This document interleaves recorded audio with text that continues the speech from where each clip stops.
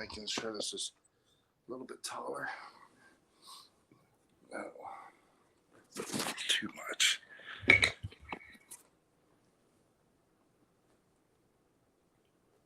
Sure, we're good. We're good. When you're ready. We're ready. Oh, are we on? Yeah. You sure? Yeah. Tim Ham, over $4 million in retail sales on PPF Magazine's top PPF dealers for 2022. You were solely listed. You were the only company, Felony Film is your company out of Atlanta, Georgia. And your company was the only one above the $4 million threshold. Every other one was between 1 million and 3.9 or below that, of course. But you were the only one above 4 million. You know, that astonishes me because last year, I think I was somewhere in number 6. And so I told myself, how do I get to number 1? And then for some odd reason this year, I was number 1 in my own bracket. And that right there was a dream come true for me at first. And then, you know, you catch a lot of heat from other people. Going, hey. So let's talk about the heat. One of the things that stood out, there was a comment about like kind of to the effect of like prove it, like show your taxes or whatnot. Now on the list, some of the businesses had an asterisk, and that asterisk signified that it was an estimated amount. Your company did not have an asterisk. It did not indicate it was estimated. Did the magazine verify in some way your sales, or how did they ask you for this information? You know, they actually did. And whenever I got some people saying, hey, let me see your taxes, there was a select few that actually sent the proof to. I think the proof, you know, I sent them what I make per week, or even my 1099s from the dealerships. So, I mean, I have one dealership that does over $2.3 million, just one. And there's 15 locations we handle. But then at that point, I sat there and talked to myself. I'm like, who do I need to prove? I mean, I've already proved myself. Of course, taxes, you write off stuff. You write off your cars, your plush. Well, gross sales is gross sales, right? So like taxes aren't going to show your, well, they would show your, maybe because they show your gross sales. I don't know. They would. Well, but regardless, what proof do you show? How does, everybody kind of wants to know, I feel like, and maybe it's like not public knowledge, but like when the magazine compiles this list, they say, Tim, or, you know, you submit the information, like, what do you submit? What did you submit to them, if anything? You know, we sat there and we talked, and of course, people do want to see your proof of what you make. And the only thing that he asked for, and the only thing I was willing to give him, I sent him, you know, several bank statements or what I make per week, you know, when the checks roll in or whatnot. And then I sent him one of the 1099s, and he said that's plenty enough that we need. Of course, I can talk out my ass and say, look, I made $10 million this year, and lie about it. I mean, people do that all the time. It's Facebook. Okay, so right. So there's always that possibility, right? Somebody could say, well, you're making it up. So you could just make it up. Now, the thing about it, though, is the first thing that comes to my mind is you have somebody like Chris Hardy that you're close to.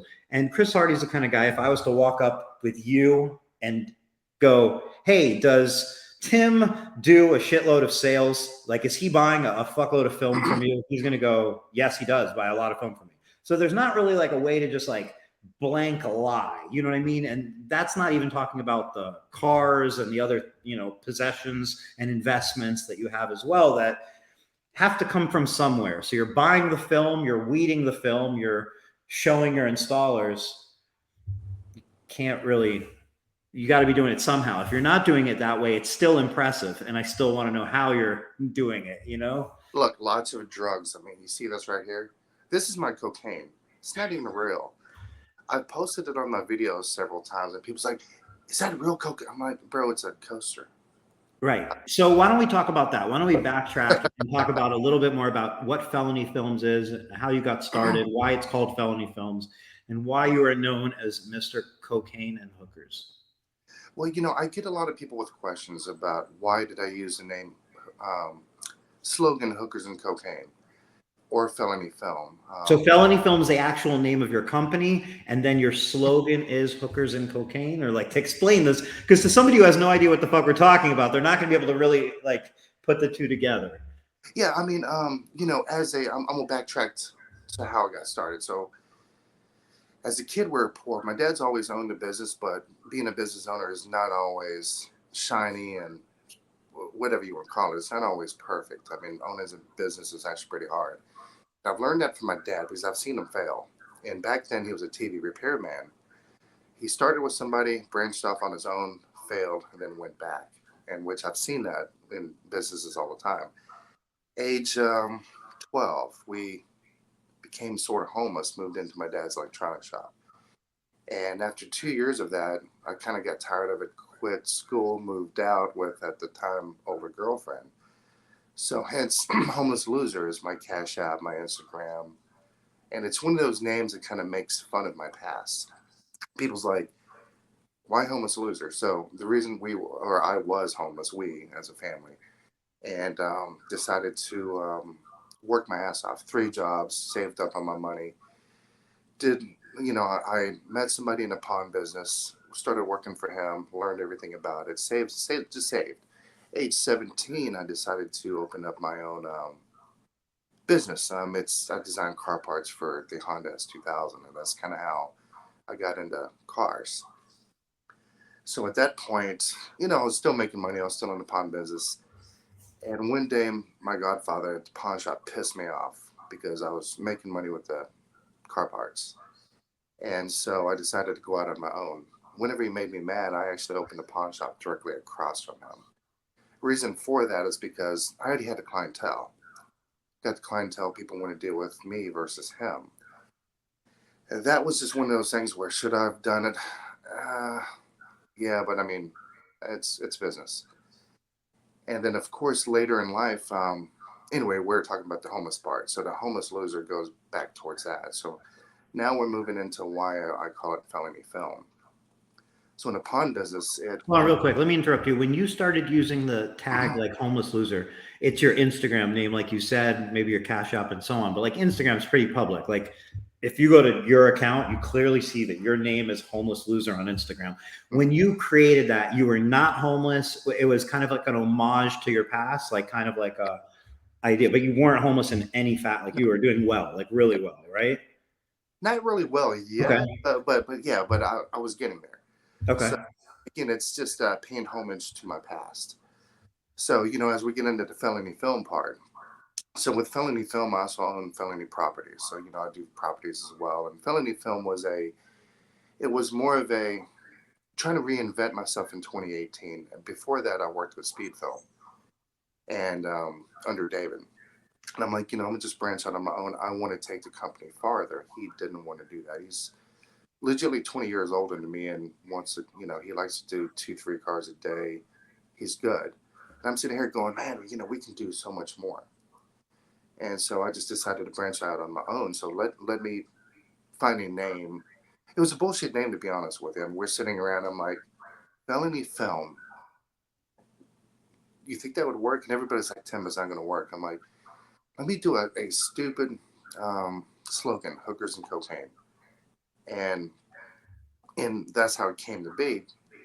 And it was mainly because of my pawn shop business. In 2005, I bought a truckload of stolen stuff. I didn't know it was stolen. People were like, well, why didn't you know? I was like, well, the guy actually had his paperwork. These guys were jacking trucks. They had paperwork with it. I had no idea.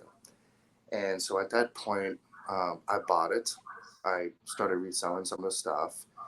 Somebody decided to snitch on me and say, hey, Tim's got all this, stuff or whatever. Police came, shut down my pawn shop, arrested me, made every news channel. And that's how I got 8 theft by receivings and a gun charge. I mean, at the time, I'm always on probation. I'm actually off now. I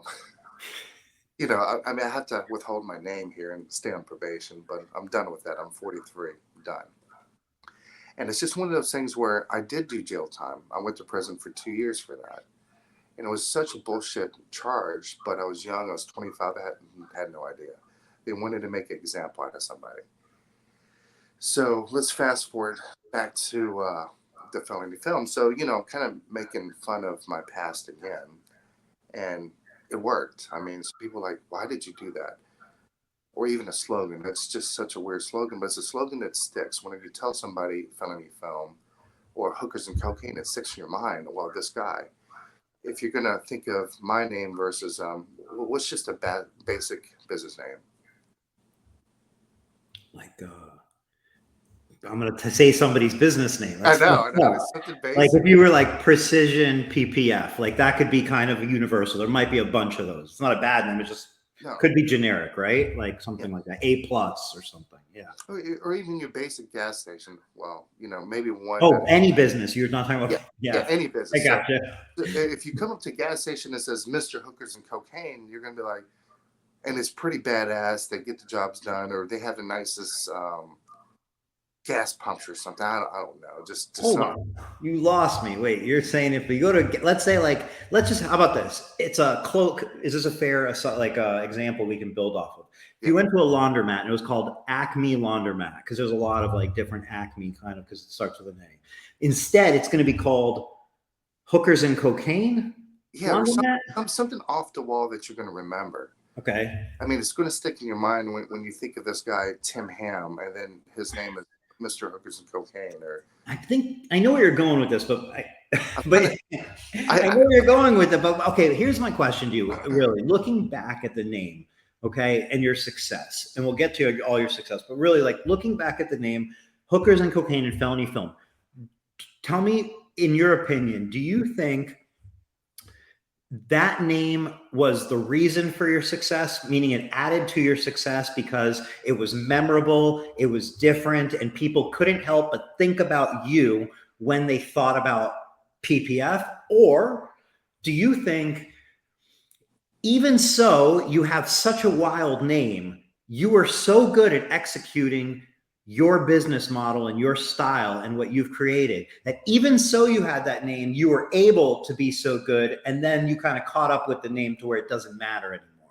I think it was the last one, or it's all of it, all of it in one. So I mean, it's not just a name. You've got to be able to complete the jobs, execute, do as perfect as possible, as quick as possible, and then that goes back to the PPF magazine thing. Sorry. And people don't realize you have to complete the jobs. If you can't complete the jobs, then you're backed up. You have a backlog. You're 2 months scheduled out. Me, I'm trying to not. What's the word I'm going to look for? I try not to get a backlog.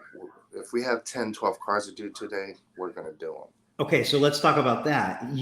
Part of why you are a 4 million plus business in PPF with no physical location and a relatively extremely small crew is because of your speed and efficiency in your process.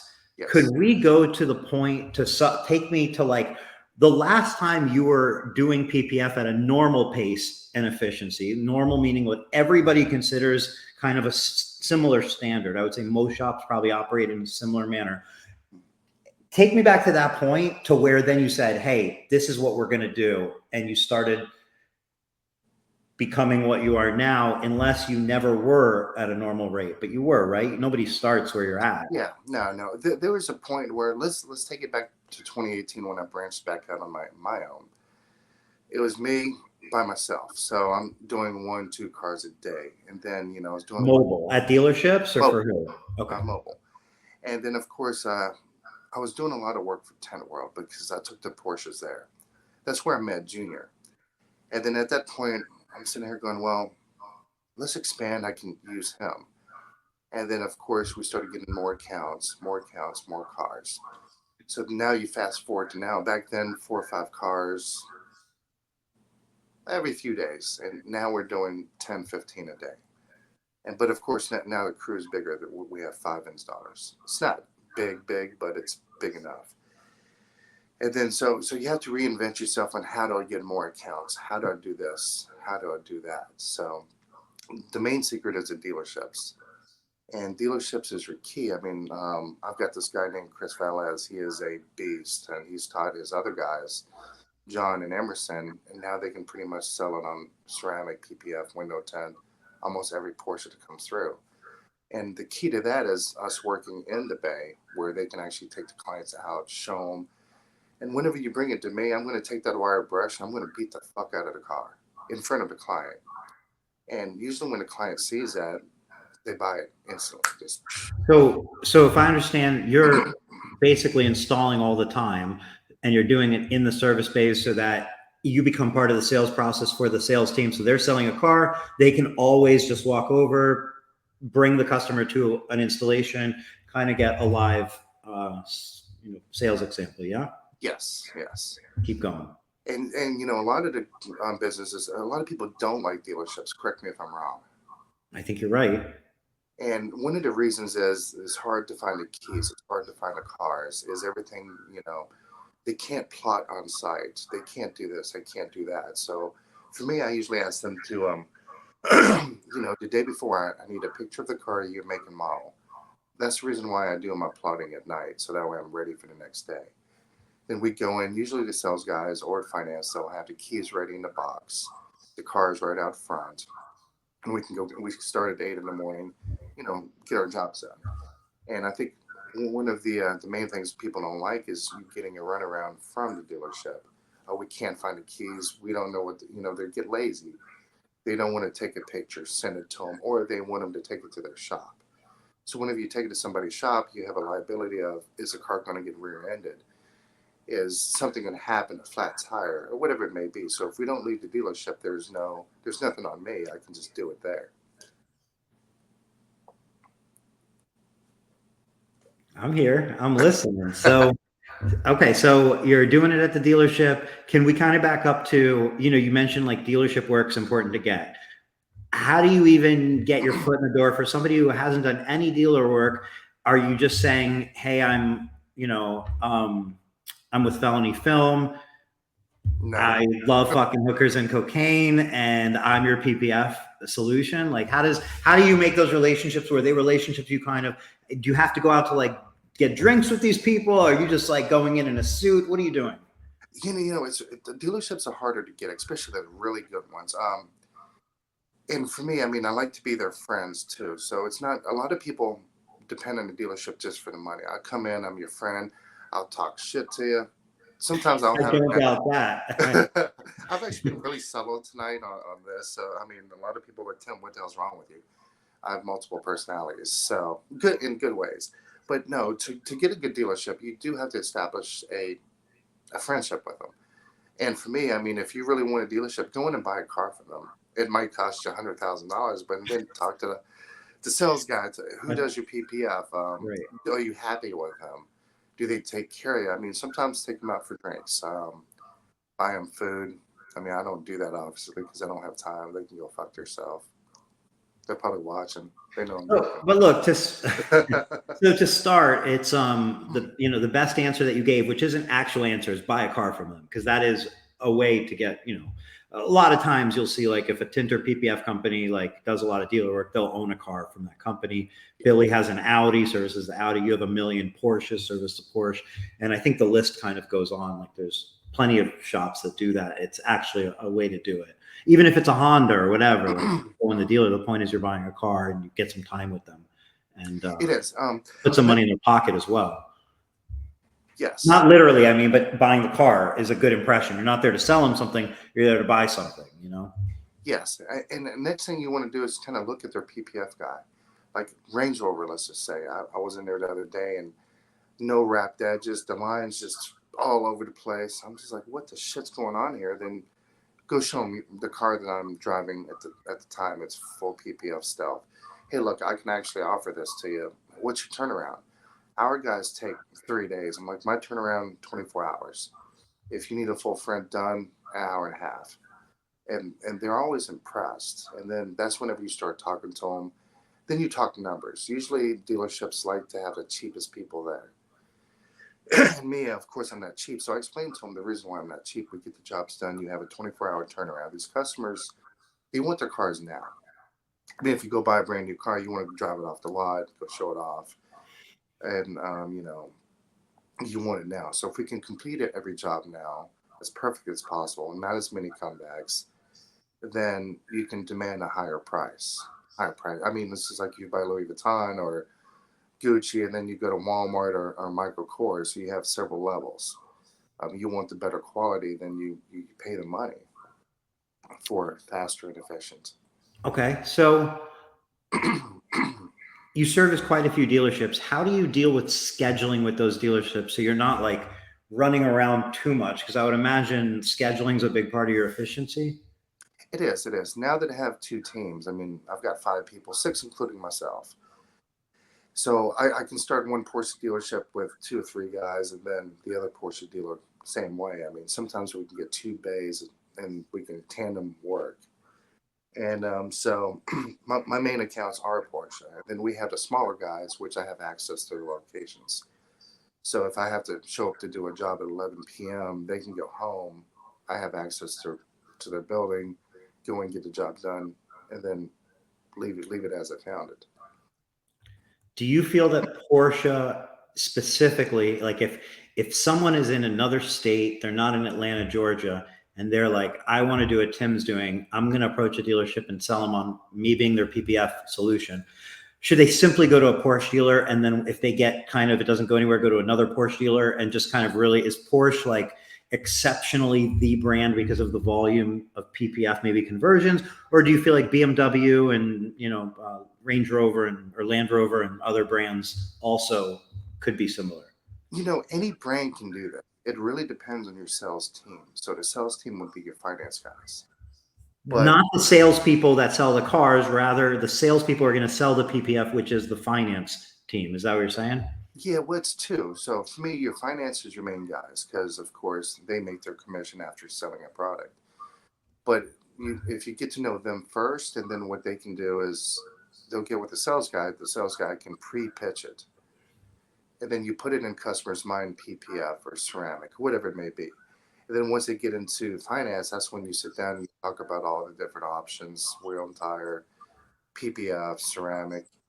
So that way the customer hears it 2 times. But at the same time, you don't want to waste your sales guys' time if you're doing a really bad job, or you're slow, or you have just too many mess ups. It affects their CSI. So at the end of the day, is it worth it for them to sell your product? Because the commission's not very much from the dealership. Sometimes, everybody wants to cut cost. So the sales guys really don't care to sell your product, because at the same time they have to call your customer, schedule it. Then the customer sees something wrong, they're calling the sales guy. They're not calling finance, they're calling the sales guy. So you have to make it worth it for them. Again, sometimes buy them gifts for Christmas, or take them out to dinners, or do something nice for them here. But it all goes down to, it's not just Porsche, it's any brand. If you have a team that stands behind you, that you're efficient, you're fast. It could be BMW. You have the sales guy, goes to finance. And at the same time, you're doing them a job. They're getting their commission from the back end. And then they have happy clients. They're always going to purchase PPF. Because, I mean, if you do a shitty job, let me tell you, you're not going to buy PPF again, are you? Right, right.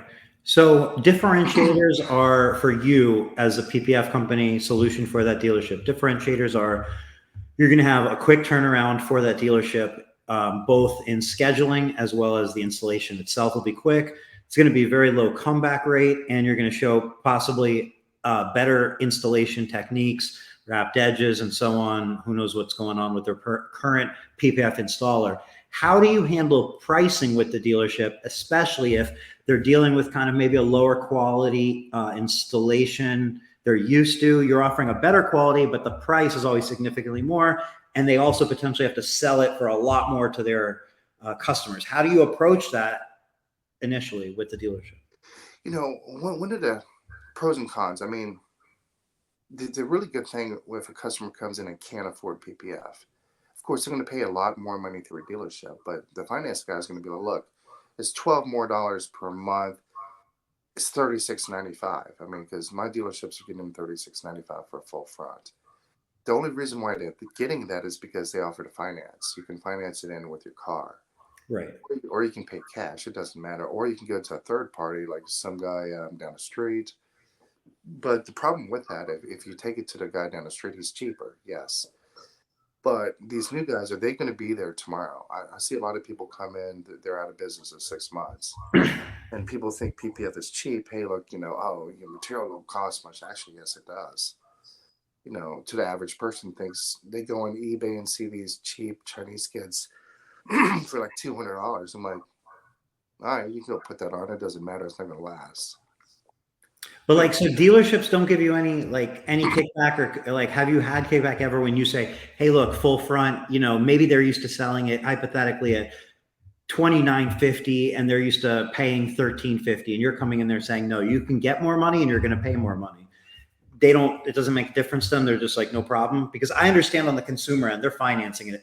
They don't really know the price, most likely, of PPF. So if they hear 39 or they hear 32 or 29, they're not price shopping. They're protecting the thing they're excited about right now. But on the dealership level, and they say, all right, you do great work, you have great turnaround, we really like you, Tim, but your prices are way more than we're used to paying as a dealership to you. I've run into that a lot. And of course, it comes with your quickness, your skill. I mean, if we can do 10 cars from one dealership versus the guy down the street doing 1 or 2, of course, but my price is a little bit more, they're almost willing to pay more money for that. Because they can make more money. So you're telling them, hey, look, we're all going to make more money here. We're going to do more cars. The work's going to be better. Everybody's going to have a margin, us and you. And we're in this together, yeah? It is. And I think it created a monster, especially with, like I said, I mentioned Chris Velez. Hi, Chris. He is my top guy. I mean, he sells the shit out of anything and everything. I mean, he just sells it. He's just magic. But Yeah. Yeah, so it's one of those things where we all benefit. I mean, the dealership now is selling 10, 15 cars a day versus 1 or 2 in the past. And then, of course, when the dealership owner sees, dude, we just made $200,000 off of just PPF alone every month. That's $2.4 million for the specific dealership. Right. So it means they love you. I mean, they're going to cater to you. They're going to get you paid faster. They're going to make sure that your cars are ready, because if not, they're going to get in trouble with the owner of the company. Let's say Pete Hennessy or whoever it may be. And then if it drops off, all of a sudden, hey man, what's going on? Well, Tim's not happy. He decides to get an attitude because you don't have things ready, and then it just goes downhill from then. So once they're used to a certain level of cars being done, and you start dropping down, you're like, hey, what's going on? Well, they're not ready. Well, let's get them ready for them. Right. That makes total sense. It's everybody making money together, and like you said, they become reliant on it. It becomes a profit source, and you both have your best interests in mind, and it sounds like it's really rolling. How many dealerships? So, like within a year, maybe in this year, how many dealerships do you think you'll work within, or different locations of something like you'll be installing PPF in? Well, we mainly focus on the Porsche dealers just because that's just the bread and butter. So basically 2 are the main most. Yes. And then I have we have ACW, SS Ceramic. But most of the time you're in the Porsche dealership. Yes. Day in and day out. We are. And is there a third Porsche dealership close by? No, but they are opening up another Porsche dealership kind of near my house, and that would be good, because I mean, Porsches we can do pretty quick. I mean, you bring a Porsche out, or you bring one of the ones we hate the most is the Genesis GV80. Mm-hmm. We've had to do several full cars within a month, and there's just so many pieces. We hate them. Stealth, a lot of stealth ones. Yes. And with that, people don't realize you have more parts. Lamborghini Urus, you just have so many more moving parts for a vehicle versus a Porsche 911. You've got 2 fenders, a hood, a bumper, a rear bumper, 2 quarters, and maybe a roof. And sometimes my guys get spoiled with a Porsche. And then we have to do a Corvette C8. You've got all those little black things in front. I think there's like 12 pieces total, 12 little pieces. It just takes more time to put every little individual piece on. So how do you get everyone to install so much quicker than every other installer out there, is my impression. My impression is that one of your extreme strengths, your whole team, is that you all know how to get the film down fast. It's not that you just weeded the night before, and the car's prepped and ready for you, but you're putting that film down and you're moving on and you're getting it done. And like you said, there's low comebacks. There has to be. What are you willing to give away that you think is part of that like formula that makes that so fast? Are you just working faster? Are you just moving faster? Are you snapping your fingers? Like what's going on? Like, No, it's one of the things where like I've got an installer named Lizzie. She came from Michigan, and when she first came, she's got 3 years experience, but she was slow, but she was used to an environment that would only do 1 or 2 cars a day. So a lot of these people are by the hour. They just kind of walk around, put on a fender, chit chat, whatever they do. She comes to me, and of course, I did make her cry 2 times within a week, and I felt bad for it. But we laugh about that now when she's so much faster.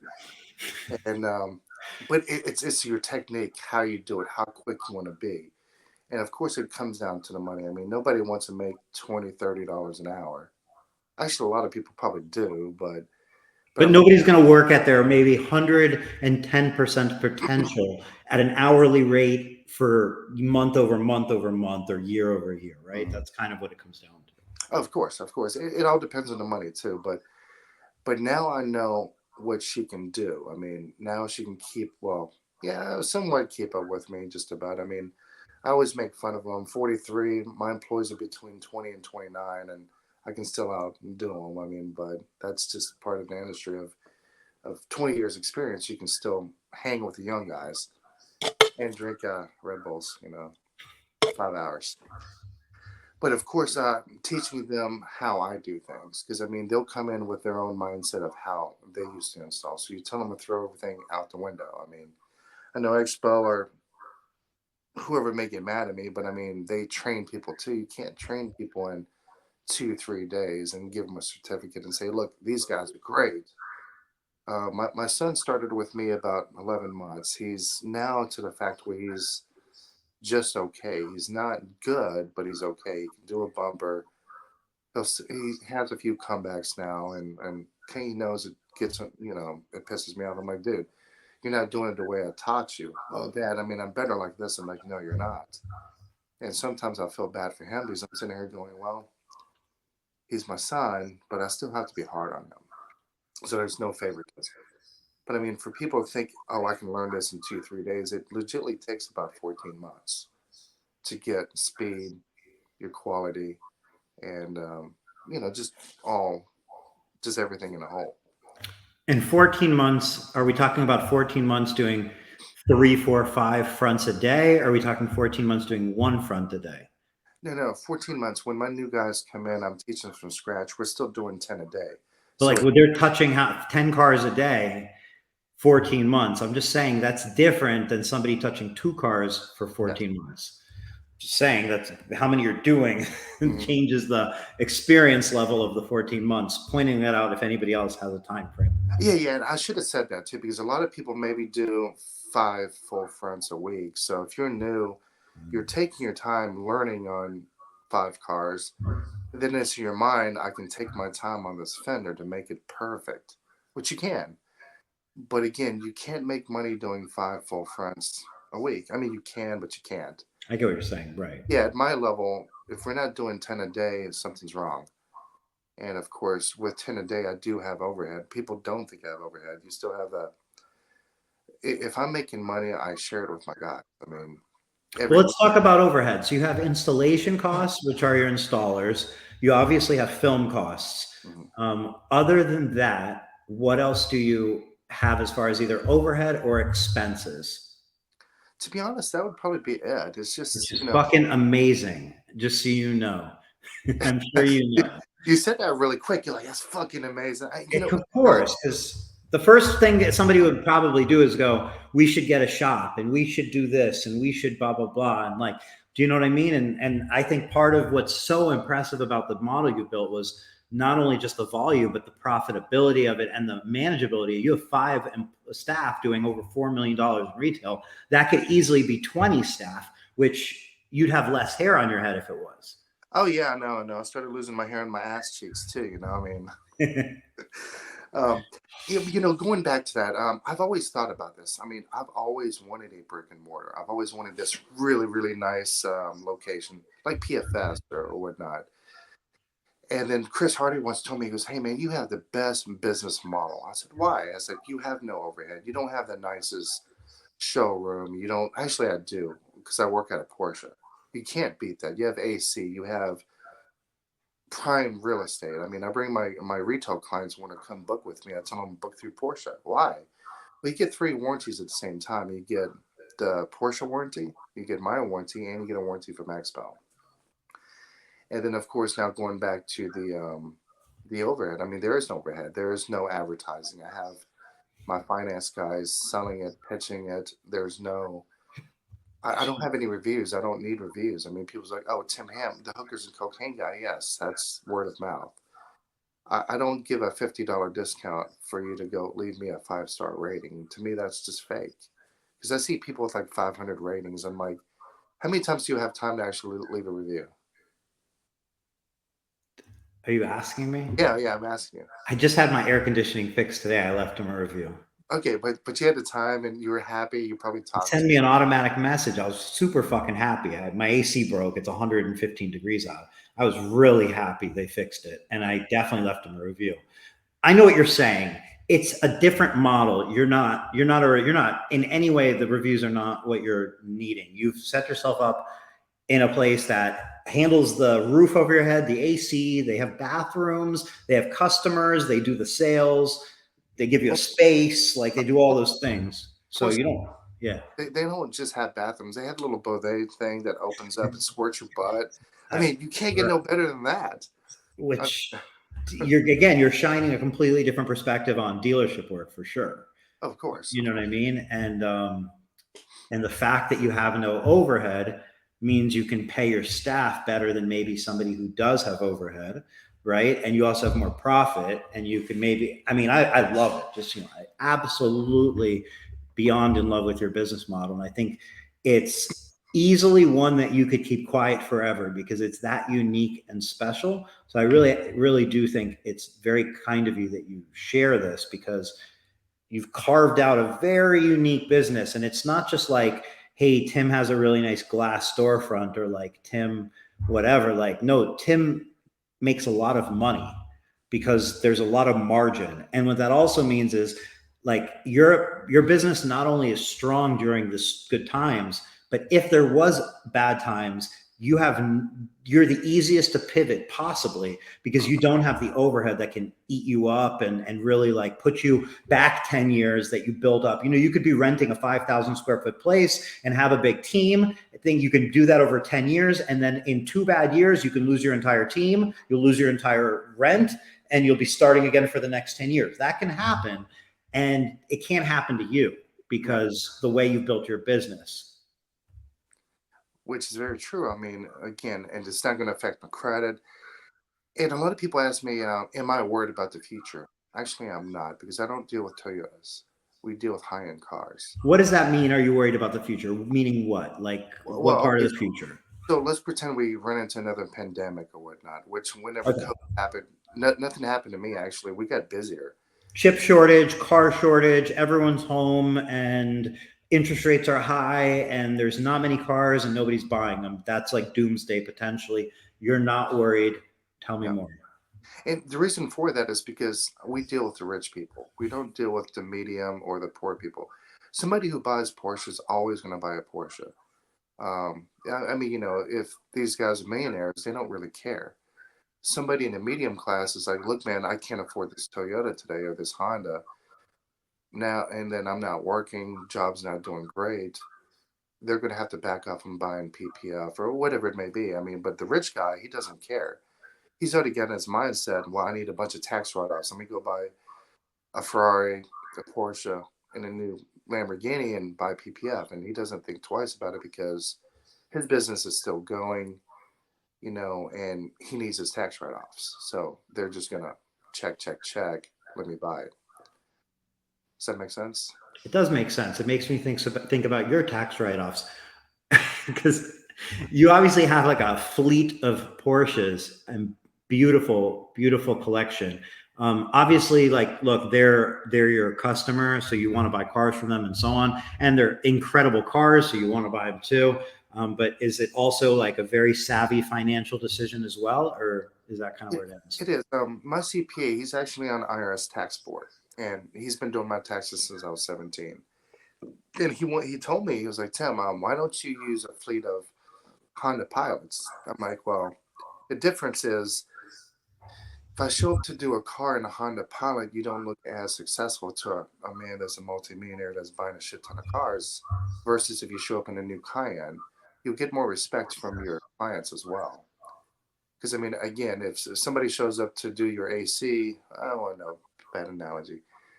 I know To what you're saying. I know yeah, what you're saying completely. And look, you see a guy in a Ferrari or in a Porsche GT3, you kind of go, what does he do? And like, oh, you're like interested. He's like, well, I have a bookstore. You're like, a bookstore? That's incredible. Tell me more about this bookstore. Like, as opposed to like, if they're in a Honda Civic, you'd be like, not interested at all. no. I mean, you're a business owner. Do you do well enough to? You want the guy to be making enough money to say, look, he's going to be there. He's not driving a shitty You're not car. a guy that's going to steal from somebody. If you have a GT3, you don't look like you're trying to rip me off, because you clearly are doing well, right? Like you must be good at what you do too, Mhm. you know? Well, with that being said, I mean, me having keys to locations, some of my people are felons. I'm a felon. I mean, I try to hire somebody if you're a felon. It actually makes me feel better because they have something to prove. And I think when a location's like, hey, why would we give you a key? First off, my guys make plenty of money. They actually make business owner money. I mean, let's just be real here. And why I do that is because nobody can actually hire my guys and pay them what I pay them. Because first off, they're not busy. Which is a really, really important thing. I'm just noting, if you want to keep really, really great people, you have to pay them more than other people are going to pay them. Typically, give them an opportunity that's greater. I'm just saying in general, to keep really good people. That's key. So you have to Yeah. set your business up in a way that you're profitable enough to be able to pay your staff really well. And like, it's not just in our industry, but you see that in cases like UPS or In and Out, and you see like these high paying places that, Bucky's, and they'll pay $30 an hour for a manager. And that's why when you go in there, things are so like orderly and polite and going well. Anyway, so important point is that I believe you that they make business owner money. Yeah. How much does your top, can you say like a top installer in a year makes, round to the nearest $50,000? Where are they at? Does it start with a one or a two? Well, I do have two new guys. One of them is my son. I mean, I don't treat my son any different than an employee. There's no favoritism with me. He starts at the very bottom, pay scales. I have two installers that's under six figures. Everyone else is over six figures. Okay. And then if I told you what my top guys make, you're gonna be like, "Holy fucking shit! You really pay that?" I'm like, "Yeah, I do." Got But it. but yeah, I don't want to say that because there's That's other. fine. No. Yeah, We got it. Like I yeah, got the range already. yeah. The range is like all over the place. But Yeah. but going back to the cars, of course I do have to buy Porsches. They support me. I mean, I have to support them. So if I showed up at a Ford F-150 or a Range Rover, they're gonna be like, "What the fuck, Tim? We pay you plenty of money. Why don't you support a brand?" Of They've never course. had that, but Porsche's great cars. Maintenance is low cost. I mean, if you have a Ferrari, you put 15,000 miles on it, you got to get a new clutch. I mean, that's $10,000 right there. That's a lot of money to Porsche get. is a driver's car for sure. Like it's a car you can actually drive. Yes. But all right, next question. I just had a blank brain fart. So what what's next? Like, not that there has to be something next. There's nothing has to be next. You can have a finely tuned machine of a business that you feel is running perfectly and it's at scale and you're happy. Or are you like, within the next 5 years, do you have your mindset on something? I do. I mean, I do properties right now with which I do some investing here and there. I'm not going to go all into it. And of course, I have my little side things where if you need some Rolexes or something custom, I have several guys I work with that I can get you what you need, still make a little bit of money. Legos, everyone knows I have a huge Lego collection for a reason. And I was telling someone the other day, it's actually a better investment in gold. Amazon, you buy Lego speed cars, wait till they go on sale before they're discontinued. It's $12. You give it a year of sitting there. I always buy at least 100 of each one. It's already up to $50. So You always buy at least what? of each one? You know, I always buy at least 100 100 what? of each of the sets. And So these if look, there's a Lego set, yes. it goes on sale. You buy a quantity 100 of the Lego sets. Well, it depends. I mean, it has to be like Speed Champions. They use Chevy, Porsche. They Okay. only have the rights for the cars for so long, and then they have to rebuy the rights. But once it's discontinued, it goes up. Where do you Like, put them all in your house? yeah, I've got a little vault, which maybe later we'll walk back there. And I mean, it's full to the ceiling. Everything's perfectly stacked. Um, So basically, okay, circling back to the question. So next 5 years, where do you see yourself? It's not so much your business growth. It's kind of like using that business to continue to be able to fund investments and make yeah. other, real estate, Legos, Louis Vuitton, maybe. No, last night I thought about doing my own purse line, and You have a purse collection now. I do. I wear one every couple hours. I put on Louis Vuitton. I prance around in high heels in the mirror, of course. And people's like, "What the hell's wrong with this?" That's why we did it after 9 p.m. Eastern time. Yeah, yeah, it is. It is. I didn't want to be that guy. Talk business first, then get crazy after. And people are like, dude, you're always at Louis Vuitton. Why are you always showing off? You get a lot of haters from that. And let me tell you, it's not me showing off that I just bought. Look, I just bought a new phone. Blah blah blah. Actually, this phone's a 20. It's a 13. It's not even new. I don't give a shit. The Louis Vuitton is I buy tier one stuff, which that means you can't go and buy it. It's like me buying a Porsche GT3, GT3 RS. You establish a relationship with Louis Vuitton, and then of course a lot of the stuff I put up, it goes in the vault. It's more of an investment for 3 to 5 years. So let's say a PPF does really bad for me personally.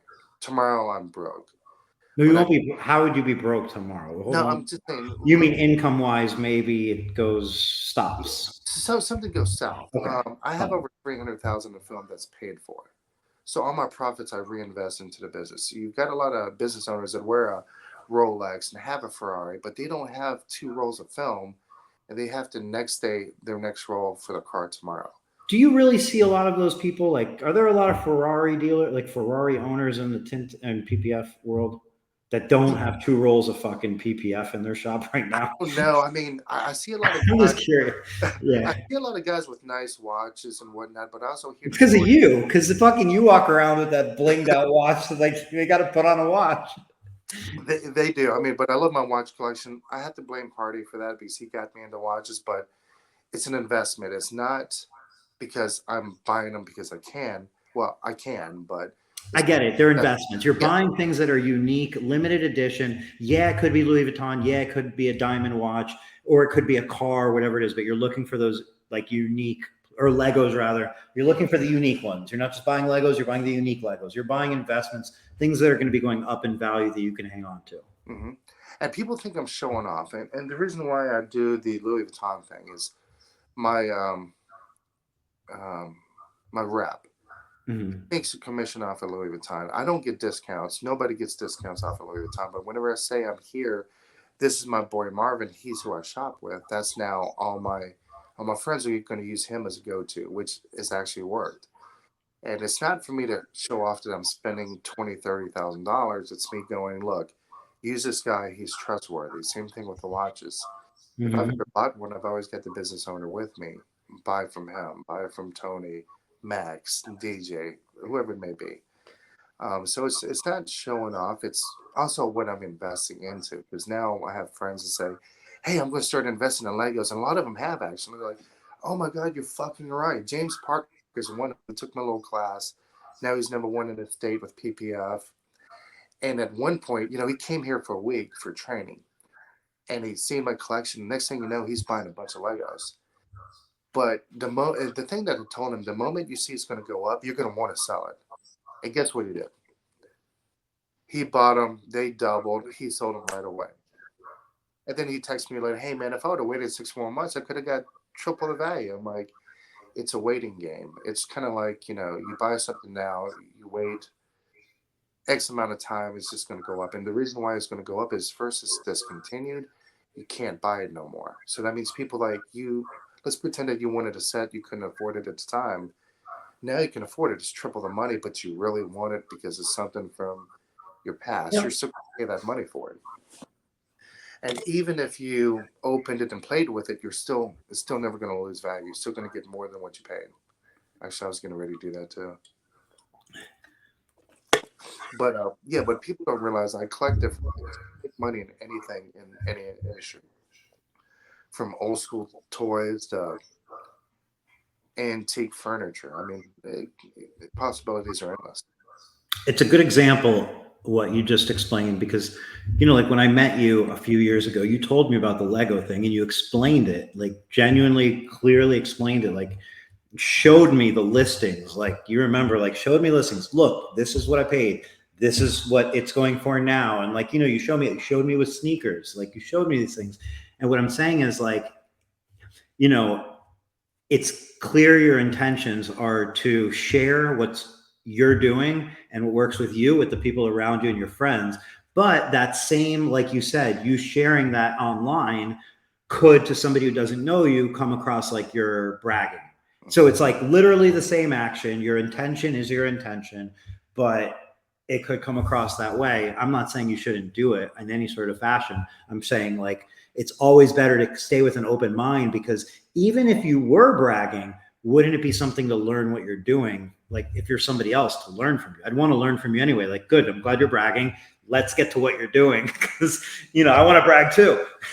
So anyway, I appreciate that about you, is that, and it's a definitely a different thing when you know Tim, versus obviously just simply seeing like snapshots of you online.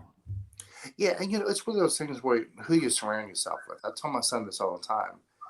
Back in the day, I used to hang out with people that always drink, always want to party. And then I was one of them. And then I finally got a different mindset and got rid of those friends. And then I was like, wait a minute. Now my friends are business owners or people that are well off. So you're trying to be like them. You're trying to seek out what they're doing differently. They're putting in 10, 15-hour days versus 9 to 5s or whatnot. So I always try to surround myself with people that are doing better than me. So that way I have a motive. Before I used to drive, basic cars. Now I'm driving Porsches, or now I can drive brand new Porsches. What's next for me? So now I need a new mindset and new friends, because I want that Pagani, or I want that Urus or something of that nature. I mean, it's like, on Facebook says I'm married to Rob Lewis. He's actually a really good friend of mine, well off.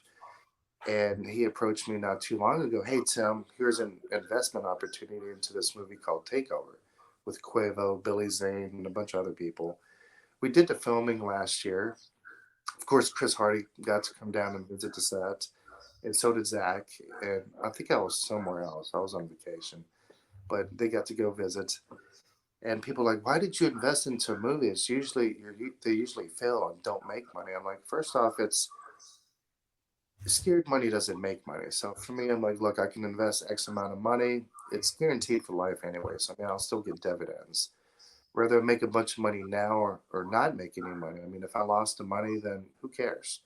I'm going to write the shit off on the taxes anyway. So, but you have enough to make the investment, and you have time and you have income. So that's why, right? Like, that's the whole thing. It is, but scared money doesn't make money. I mean, right. If I was scared to invest in PPF back in the day, then, I mean, who knew that it was going to be this good? Because let's rewind 20 years.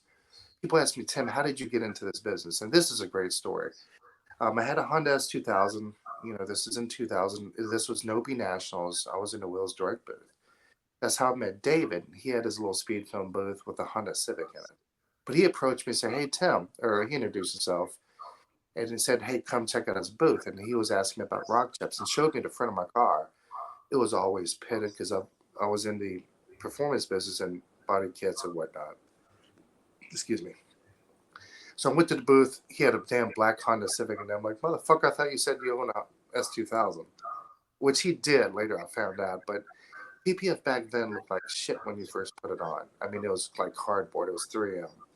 I mean, you stop your squeegee, you have a line. But I wasn't worried about the lines or what it looked like. I was worried about not having rock chips. So you rewind 20 years ago, you didn't care what it looked like. I just don't want rock chips. And so that's kind of how I got into it. So I I was like one of his first customers. We did it on every one of my cars, and I'm like, shit, this is pretty cool. But how do you market something that you cannot visually see? This is something actually I'm glad I stuck with, because I mean, 2005 ish, it started taking off a little more. 2009 is when it really took off. But at that point, you're trying to sell something that's completely invisible to the naked eye. I mean, a customer's going to spend $1,500. You can't see what he just did to his car. Versus you buy a set of wheels for $1,500. Boom, you got some chrome. And it was just something that I'm kind of glad I stuck with. Because if not, I would still be, another thing people don't know about me, I was once in the marijuana business about 6 years ago. I had 4 facilities in California.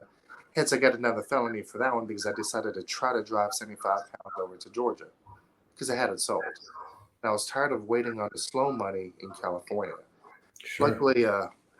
Luckily for that one, they only gave me 2 years probation in a illegal state. But because I had all my licenses and whatnot, and they gave them a stupid story. But yeah, that right there is another one of my parts of my felony. But I was in the marijuana business for about 5 years.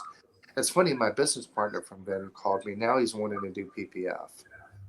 And I'm like, why? I mean, you're making good money. But now that it became Prop 64 or whatever it is, as marijuana gets more legal, the prices go down.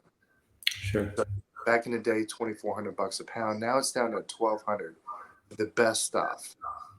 And people don't know that if you're using Aptus brand to grow your weed, just a little bottle is fucking like $300 to feed we call them girls. Because if you got boys, they have seeds. You don't want seeds in your weed. But anyway, that's a whole nother story. I mean, I've tried to venture out in all types of business.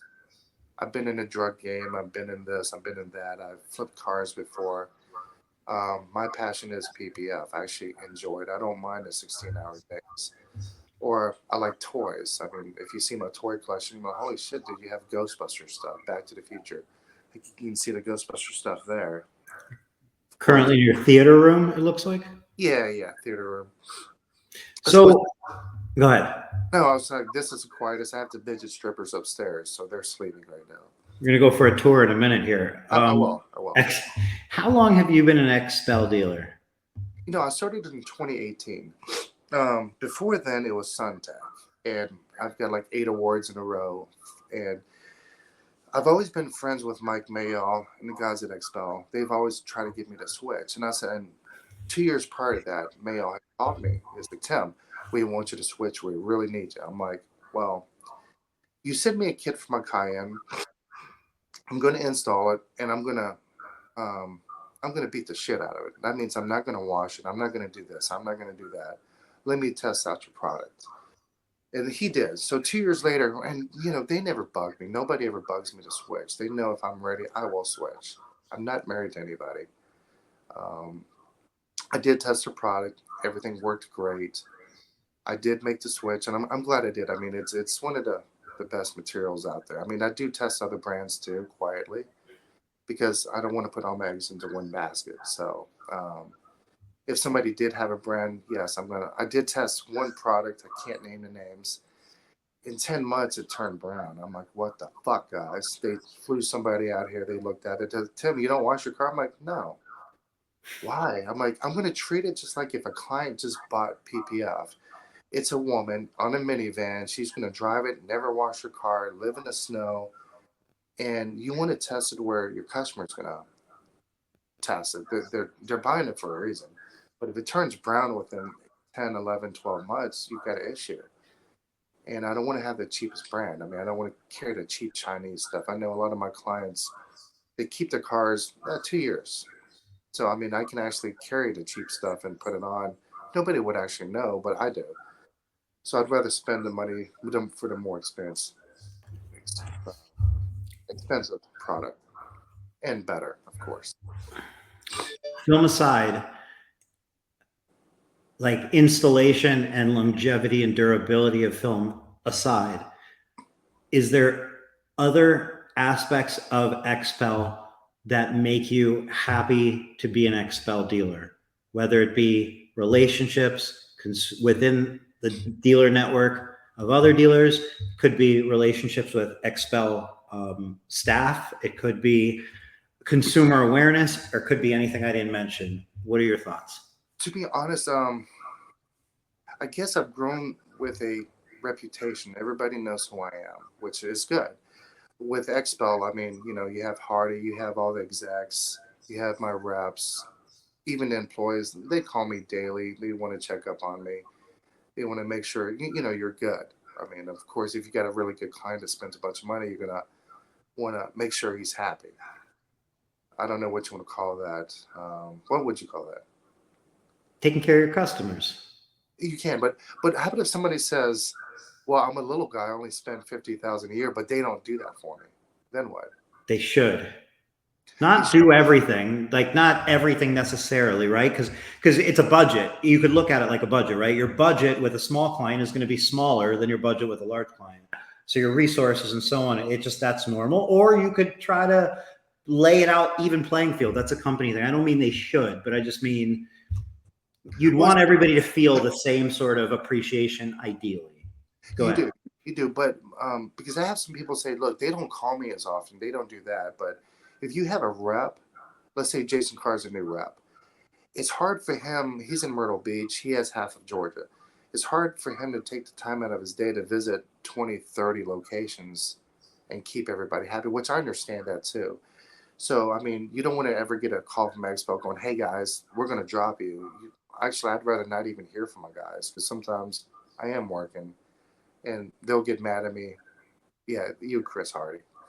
But like support wise, other than friendship, potentially, what does Tim Ham look for in support from a company like XPEL? If there's anything more, because they're giving you a great, they're not giving you, they're selling you, obviously. You're purchasing a great product that you love and your customers love. There's obviously, like, I believe, friendships between you and many people at XPEL. Other than that, is there anything you require as a customer from XPEL as far as support goes on a weekly or monthly basis to where you're like, hey, I reach out and they take care of it, or hey, I'm glad they reach out to me because I really needed XYZ from time to time? It's one of those things where a lot of their guys have to order online or whatnot. Like me, I get some special treatment where I can just text my rep what I need because he understands I don't have the time to log on to take 10 minutes out of a fucking computer because I legitimately don't. I'm computer illiterate. Hence, me trying to download this thing to get on my fucking killed it on this. I don't know what you're talking about. I know, but still, I have one computer just for cutting. I understand what you're saying. Yeah. I get what you're saying. Need anything from Expo at 3 a.m, somebody's going to answer the phone. I don't. Okay, so easy ordering is really nice, and ordering something everybody does all the time. You're always ordering. You're going to be ordering forever. So easy ordering is a value for sure. And I don't want to just say them. I mean, it's just anybody because I mean, if I've ever made a phone call to Autobahn, they've always answered the phone. If I've called, right. It's not to say that nobody else does this. I'm just wondering what they do for if they're, what you appreciate about them. Look, the way you present yourself, right, Tim? You present XPEL really on the forefront, I believe. Like when I see Tim, you see XPEL, right? You don't see like Felony Film as much as you see XPEL. So I'm wondering where that alliance comes from, and because it's obviously very strong. And it is. Yeah. It's mainly just having no issues. I mean, I barely have issues with the film. I mean, if I ever did, they take care of it. If I have an issue, and they took care of an issue for me in New York not too long ago, which Porsche dealership over promises, customer gets pissed off that he had to buy it through the dealership versus using his guy. And of course, there's a few bubbles here and there. He wanted this, and this replaced. And then next thing you know, he wants the whole thing replaced. And XPEL actually stepped in and was like, Tim, we don't really have issues. We're going to step in and take care of this for you. They didn't have to. But it's something that doesn't happen much with me because even if I mess up something or if it's a warranty issue, I never call them over a HUD or whatever it may be. But if I did call them, Tim, we have you. Don't worry about it. Customer service goes a long way. Of course, being, the friendships, but I'm friends with everybody, so you can't really use that. But customer service, I mean, but some people may not get the same customer service that I do. So, Well, and look, that can be the case with just there's different reps, right? That handle different customers, and every rep is different. And there's different customer service agents you might be in touch with. And so that's normal, I would yeah. imagine. Yeah, Variety. and if I don't like my rep, I've hung up on some of the expo reps before when they're new. I'm like, dude, if you have to ask somebody, don't call me. And I literally just hung up. This isn't good. Well, but I have to get along with whoever I'm dealing with, because if you don't get my personality, which we'll go to that in a second, I'm calm. Like right now, I'm just being kind of calm. But last night, whenever I was out with Jimmy, he designs women's clothes, and again, I was saying earlier that I want to design my own purse line. And whenever I design my own purse line, I'm not talking about a $20 purse. I'm talking about $10,000 purse. If you want something with my name on it, I'm going to do 20 of them, $10,000. Anyway, we'll go through that later. So that's my next maybe avenue of what I want to do, is start designing.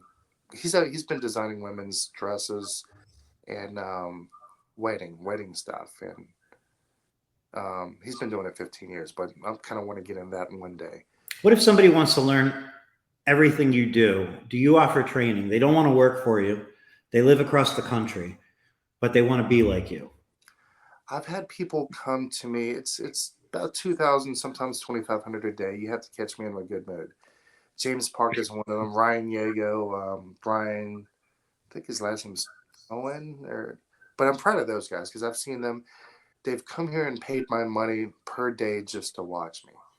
And at the end of the day, I always say, what did you learn? And they always tell me, Tim, we learned a lot. But of course, now I see these guys doing big numbers. I mean, James Park, he's now #1 with Expo in Washington. And he's growing at a phenomenal fucking rate. I'm like, bro. But I mean, I legitimately yelled at him so much. He even puts the toilet seat down to pee. Sorry, James, I just had to say that. But I'm really anal because I don't like pee drips on toilets. I like things a specific way. Yeah. And if you're staying in my house, please respect it. But if somebody wants training, yes, I do offer that. I'm not Mike Norg or all these other guys. I'm going to teach you what I learned. I'm going to yell at you because you're not paying me this much money for you to be like, I'm sorry, Eric. Remember next time. No, bro. There's fucking room in between being like, I'm sorry, Eric, and then yelling at me. I'm like, fuck you. There's like that's a pretty broad spectrum. You're like, I'm going to fucking yell at you. Maybe you could just tell me what you want me to do. You don't have to fucking yell. No, but whatever, that's fine. At least you're telling people up front that they're paying to get yelled at, so they know. Yeah, but I do tell them that. I'm going to say, look, man, you're paying me an obscene amount of money to watch me. There's a reason why I charge a stupid amount of money. It might not be a lot of money to learn. $2,500 a day. Is that the rate? Yeah, about 25. Could it be 22? You said about 25. So 20 will work? 2,000 will work? Yeah, let's say 25. Just call 2,000 even a day. Yeah, let's say 2,000. All right. Got everybody down $500 a day just now. I saved you $500. There you go. There you go. Go ahead. But the thing is, you don't because a lot of people come to me and did this and they tapped out fucking 12 hours into it. I think Elu tapped out and some other people from Florida. I'm like, dude, you guys are paying me all this money to. Hold on. What are we saying here? They started at 8 a.m. in the morning with you. And then you're saying maybe by 8 p.m. they're like, all right, I'm going to go get some dinner. And you were like, wait. What's going on? No. What's this 12 hours thing? What are you talking about? Like James Park. We started at, I think we ran maybe 16 hours straight. So you started? Maybe 6 and done by 4 in the morning. I don't know. You start at 6 a.m. and then you're done by 4 in the morning. That's 22 hours of work. But he was like, hey, can we go get dinner? And it was like 2 in the morning. I'm like, this is James Park. You're like, we got to go weed patterns for tomorrow. We're about to start work for tomorrow. It's 2 hours. We got to get back here. He wanted to go eat dinner, which me and him didn't eat all day. It's just Red Bulls and cigarettes. And again, James Park, I mean, great guy. We finally got to the secret behind what's going on here. No. Yeah, there is no food. The reason for no food is because if you take a lunch, you get fatigued. If you eat too much, you don't want to. Yeah. But for me, Red Bulls. So we're not. Again, I'm getting older. It's like me needing Viagra if I can't get it up. I don't fucking know. So this right here is my Viagra stuff. What the hell was the subject again? Viagra. We were talking about Viagra. Yeah. Well, but they don't endorse me, so I'm not even going to say Viagra. So unless they're going to send me a check. We were talking about Eliu Oh, yeah. and James not being able to make it past 22 hours straight. Well, no. James, he endured it. Okay. On that Friday, he wanted to take that Friday off and go get some rest and whatnot. I said, all right, you already did Monday through Thursday. You're good. So he worked like 20 hours for 4 days and then asked for maybe a day to. Yeah. So, And then I told him I'm going to take their money and buy me a new watch with it anyway. Because I mean, so okay, let me ask you this real quick. Is you definitely install fast, you definitely have cars prepped and so on, but how big of a part of your success is just working insane amounts of hours that most people probably can't fit into their life? Because I can tell you with certainty, there is no chance in this planet that I'll spend the next 10 years working 22 hours a day or 19 hours a day every day for the next years. No fucking way. That's not for me. Not 19 hours working. okay. Then, Well, so like, what is that a big part of this ingredients, or like, is that just, it is. it just never stops? Like, what's going on here? Look, so I grew up poor. I mean, I grew up wanting a lot of things, feeling poor. I wasn't super poor, but I felt poor because I was around people that had more things. So like, I get that desire to never want to be wanting for something and maybe feeling like, hey, no, but I don't have anybody to fall back on. I've got to make this happen and I'll never put myself in. I get all that, but like, you're talking hours that, unless you're genetically gifted, will exhaust and burn out any person. Am I crazy? No. Well, it depends. I love what I do. I love the fact that I like money. I mean, because whenever you never had it as a kid, and now I like to walk into a store and be like, I don't have to think about, can I afford that?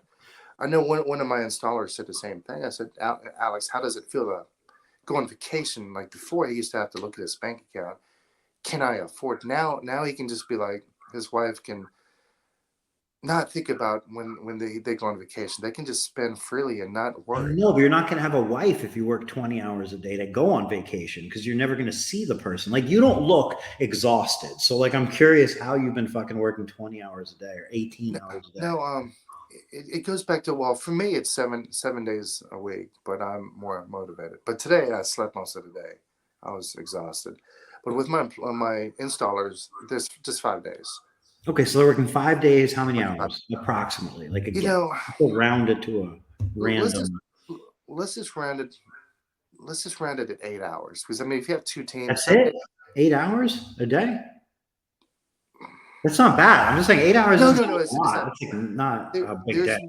There's maybe end of the month they may have to put in 14, maybe 2-3 days Oh, that's not. out of a month, and then you have your beginning of the week. Sometimes we might do, like, I think the other day there were 6 cars, so I split them up to 2 teams. 6 cars. It's maybe 4 or 5 hours. Once they're done, they can go home. I don't care. So, okay, so maybe where I took the conversation off track was maybe I confused when somebody's paying you the big bucks to come train per day, you want to maximize the full day and every minute of that day to make sure they leave with value. Yeah. That's not actually how the normal workflow is. It's just for training. No, and they always ask me, Tim, when's the best time to come? I tell them, come at the end of the month. Why? End of the month is when the dealerships have a deadline. They have to close everything out. End of the month is your busiest, which we all know that in the dealer world. So I tell them, come at the end of the month, and I tell them, come prepared. And they say, okay. So they always come in. Usually they'll rent a car, they'll meet me, or sometimes they'll ride with me.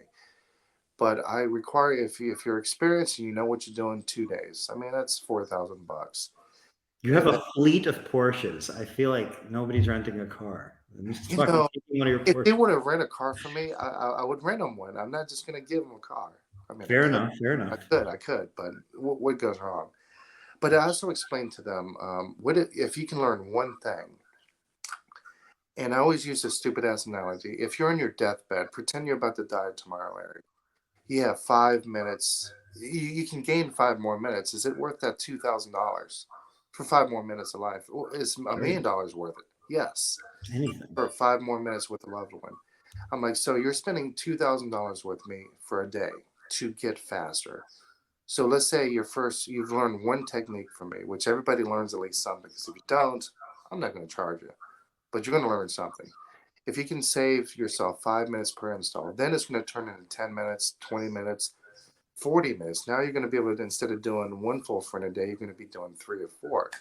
Was that worth your $4,000 investment for 2 days? For sure. For And sure. this is just watching how I do things, how I execute from, and I'm going to explain every little thing I do. And for me to explain, it's going to take me more time out of my day to keep explaining. You're going to learn how I plot things. You're going to learn how I install, how I heat my edges, the reasons why I do these. And then we're going to go through your business, and I'm going to tell you, what's wrong here, what's wrong there, your approach to a dealership, your approach to customers. I mean, I'm not going to tell everybody to, I always try to talk customers out of things. I mean, we've got this one guy, Thomas, he likes to buy cars. And I always try to talk him out of doing full cars. He just bought a G-Wagon. I did my best to just talk him just a full front. And then he's like, no, I want the whole damn thing. I'm like, dude, man, you only need just a front. But Tim, what would you do? I always do my whole car because first, yes, I am anal. Second, it's my business to have the whole car done.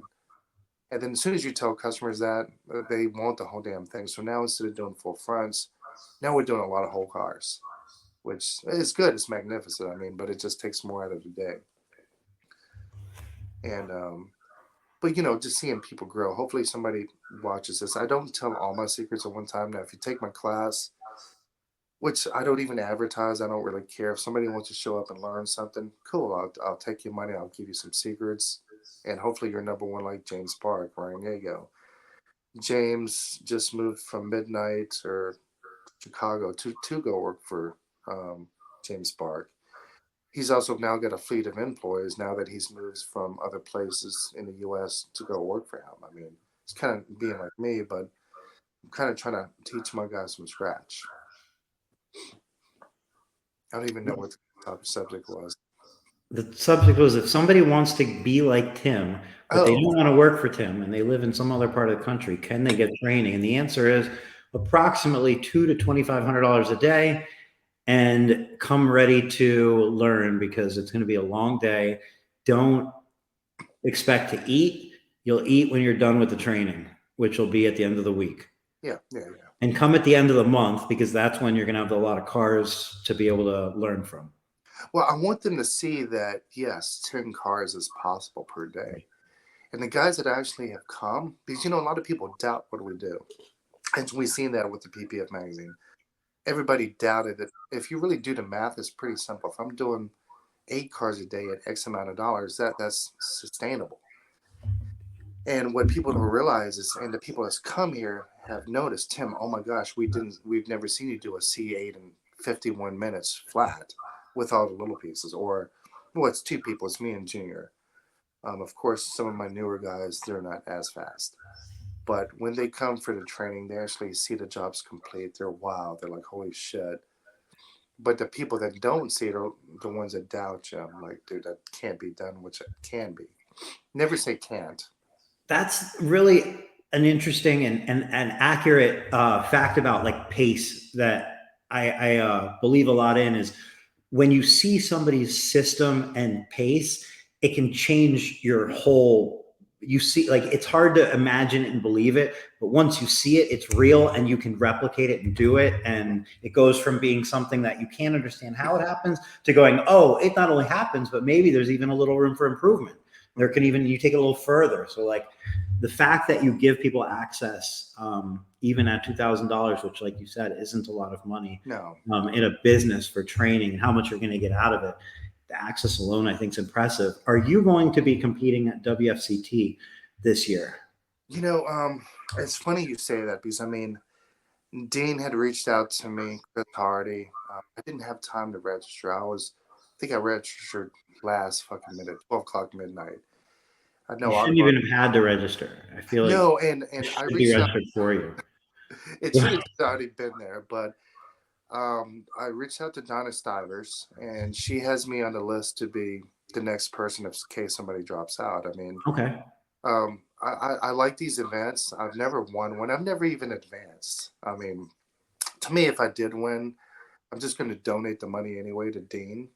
Because I mean, if I've ever won one of these, You people like, mean Tinters for a Cause by yeah, Dean? You mean for Tinters for a Cause, the nonprofit charity? yes. Go ahead. And I always get a lot of questions. Why would you donate your money? I'm like, first off, I have money. I don't give a shit. If I win, I know a lot of these guys here go there to try to win the money because maybe they want to buy something, catch up on bills, or maybe buy some more film. I don't know. And people are like, wouldn't you piss people off? I'm like, no, actually, I don't think so. I'm donating to a cause for other people. I'm not taking it for myself. I'm not giving it away. We're giving it to somebody that may need it. Like these other people that compete, yes, they may need it too, but for me, I mean, I don't need it. Do I want the recognition? I already know who I am. Do I need to win a trophy to say I'm the best? I mean, if you don't think you're the best, you're not going to complete your jobs. That's one of the things that motivates me per day is, hey, Tim, you can't do this. Yeah, I can. Watch this. Our max is 19 cars. We're never going to pass that because we're all tired. But yeah, the what was that? The competition. I'm going to bring my stuff. I'm probably going to drive. That way, I actually have my stuff with me, my spray bottles and things that are actually mine. And yes, I will try to focus on maybe winning and maybe be the first person to actually give the money away, just to be like, I mean, can you believe just a recognition? Tim won and he just gave it away just freely, whatever.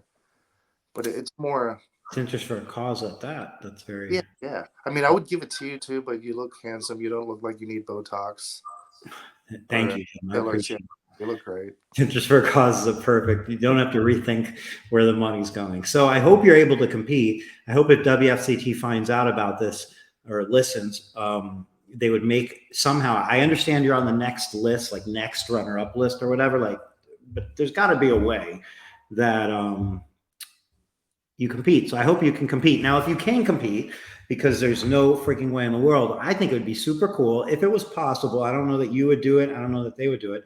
But if you weren't competing, the next coolest thing I'd want to see is I'd want to see you and your team attacking a Porsche and PPFing it in like fucking 45 minutes, full vehicle or something. I think that alone would be like a training, entertainment, spectacle / competition. Like it would be everything. Any chances? Actually, I'd want to do that. Maybe at an XTC event it would be great just to have me and my team do a whole car in 3 hours. Yeah, I just mean, like being able to see it would be fucking cool. and we did that the other day. Somebody came. Who was it? A guy named Martin. He came. Um, Martin from Louis Vuitton? no, that's Marvin. See, but Marvin, but everyone knows who I'm talking about whenever I see Louis Vuitton. Martin, same thing for almost. sure. You've marketed him. You've turned him into somebody like that's known in Big guy. your sphere of influence. Yes, and that's the reason why I do this. I mean, that way, whenever you think of Louis Vuitton, you think, let me reach out to Marvin. Marvin would, and then of course, again, there's no discounts on Louis Vuitton, but he's benefiting, and then I'm benefiting too because now my stardom goes up when they want to do another. Because they came to my house one day and set up for me and my friends. I They saw don't a do, private event where they brought a trailer, they set up a store in your driveway. yes, Yeah. and they don't do that for anybody. So I would imagine that's not where they weren't headed to the neighbor after they no, left your fucking house. no, I'm sitting here going, I'm Tim Ham. So I they don't know. do this for movie stars. They don't do this for celebrities, and they're doing it for me. I have no idea. It's just a relationship, I guess, or maybe I do spend a bunch of money for no damn reason. I don't know. Maybe. Can you take us for a tour of your castle? Yeah, I can. Let me get up here. All right, so this right here is a theater room. Let me try to figure out how to do this. But of course, when people talk about my speakers, I mean, you've got $20,000 Martin Logans. The these things are the SVS. Is that a Tinters for a Cause towel? What am I looking at? Oh, this is Or is that Louis Vuitton? They look similar. Louis Vuitton and Supreme. Oh, Supreme. Okay, got it. Well, and Louis Vuitton. So it's kind of Yeah. special rare. Very nice. Of course, this is a theater room. I'm trying to figure out how to use this camera here. I've got my blankets where I just kind of hang out. Very nice. Of course, here is the pool table room. You get the nice little watches, clocks, whatever, TVs. Do you like PPF late at night? You're never in this room, right? You're in a No, different no, room. no. I'm in my This is office. kind of a party room.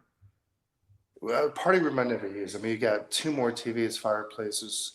You got over 30 pull sticks that are like $500 each, and I've never used any of them. Okay. I mean, I'm just that guy. Sometimes I'll buy things just to say, sure, tax write off.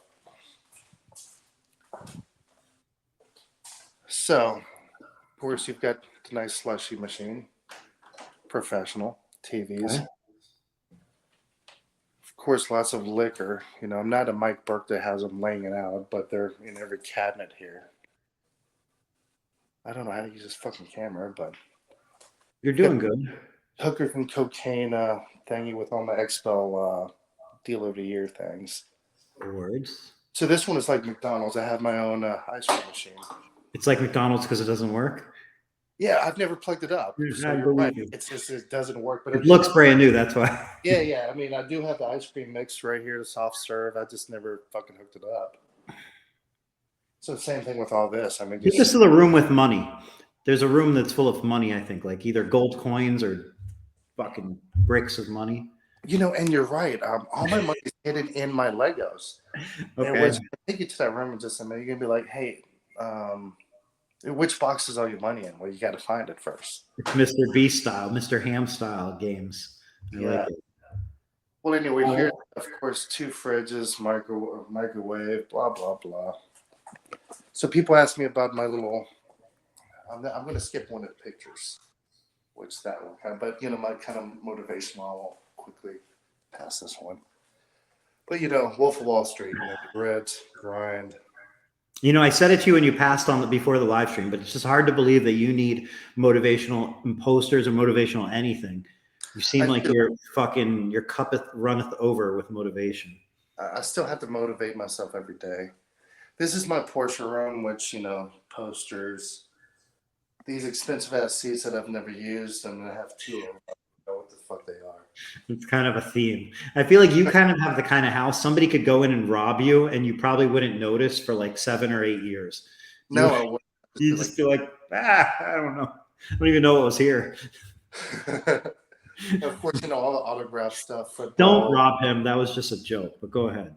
Oh, no. I mean, hey, you know, I do have good security. You have to get through the security at the. There's a gun room and a moat and alligators and all sorts of shit. So. Well, actually, one of my employees ran over the gate, and they had camera footage of him coming in, putting in the code, timestamp him leaving, and then they were at my house to collect $1,000 for the damages. To the gate. So yeah, so security actually will come after you.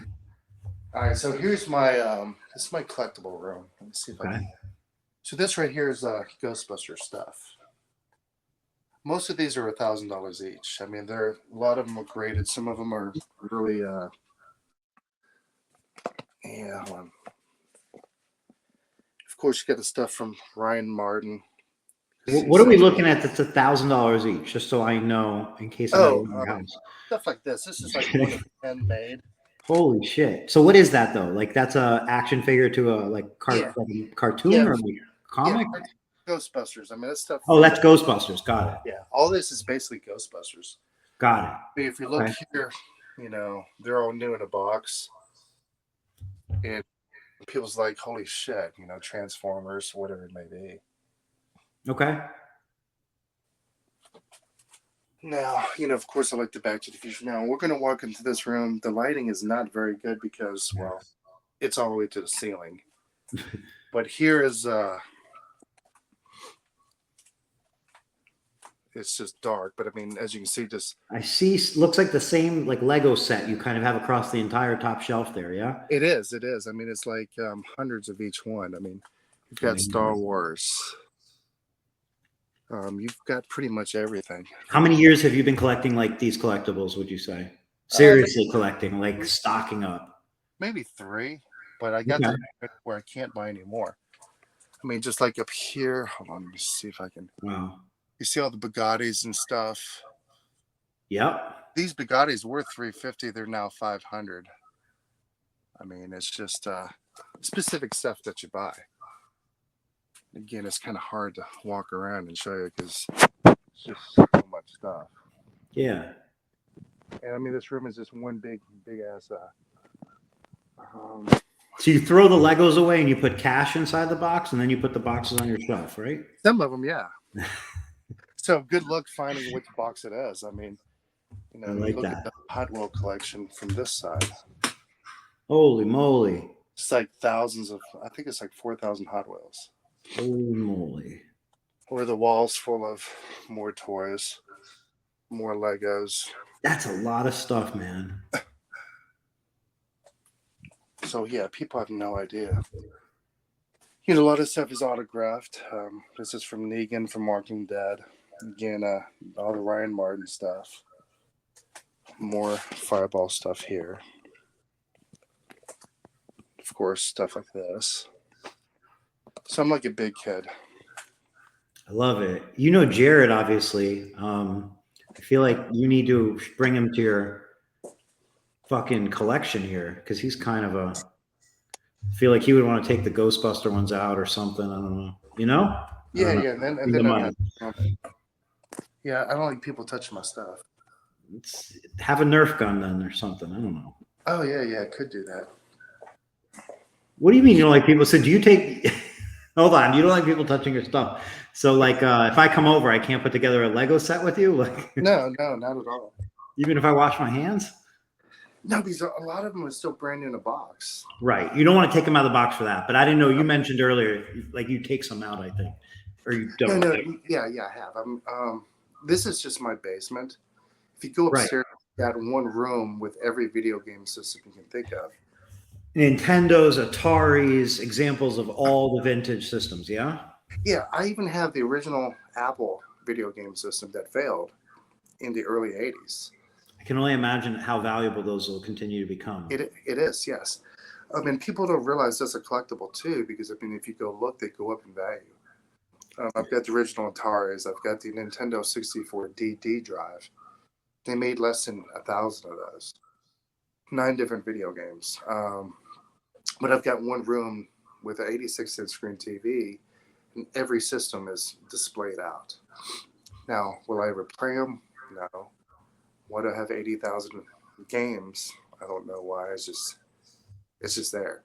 There's another room for my media, for football, whatever.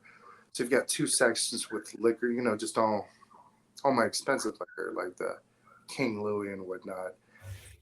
I think Jim was over. No, somebody came over the other day. Who the fuck was it?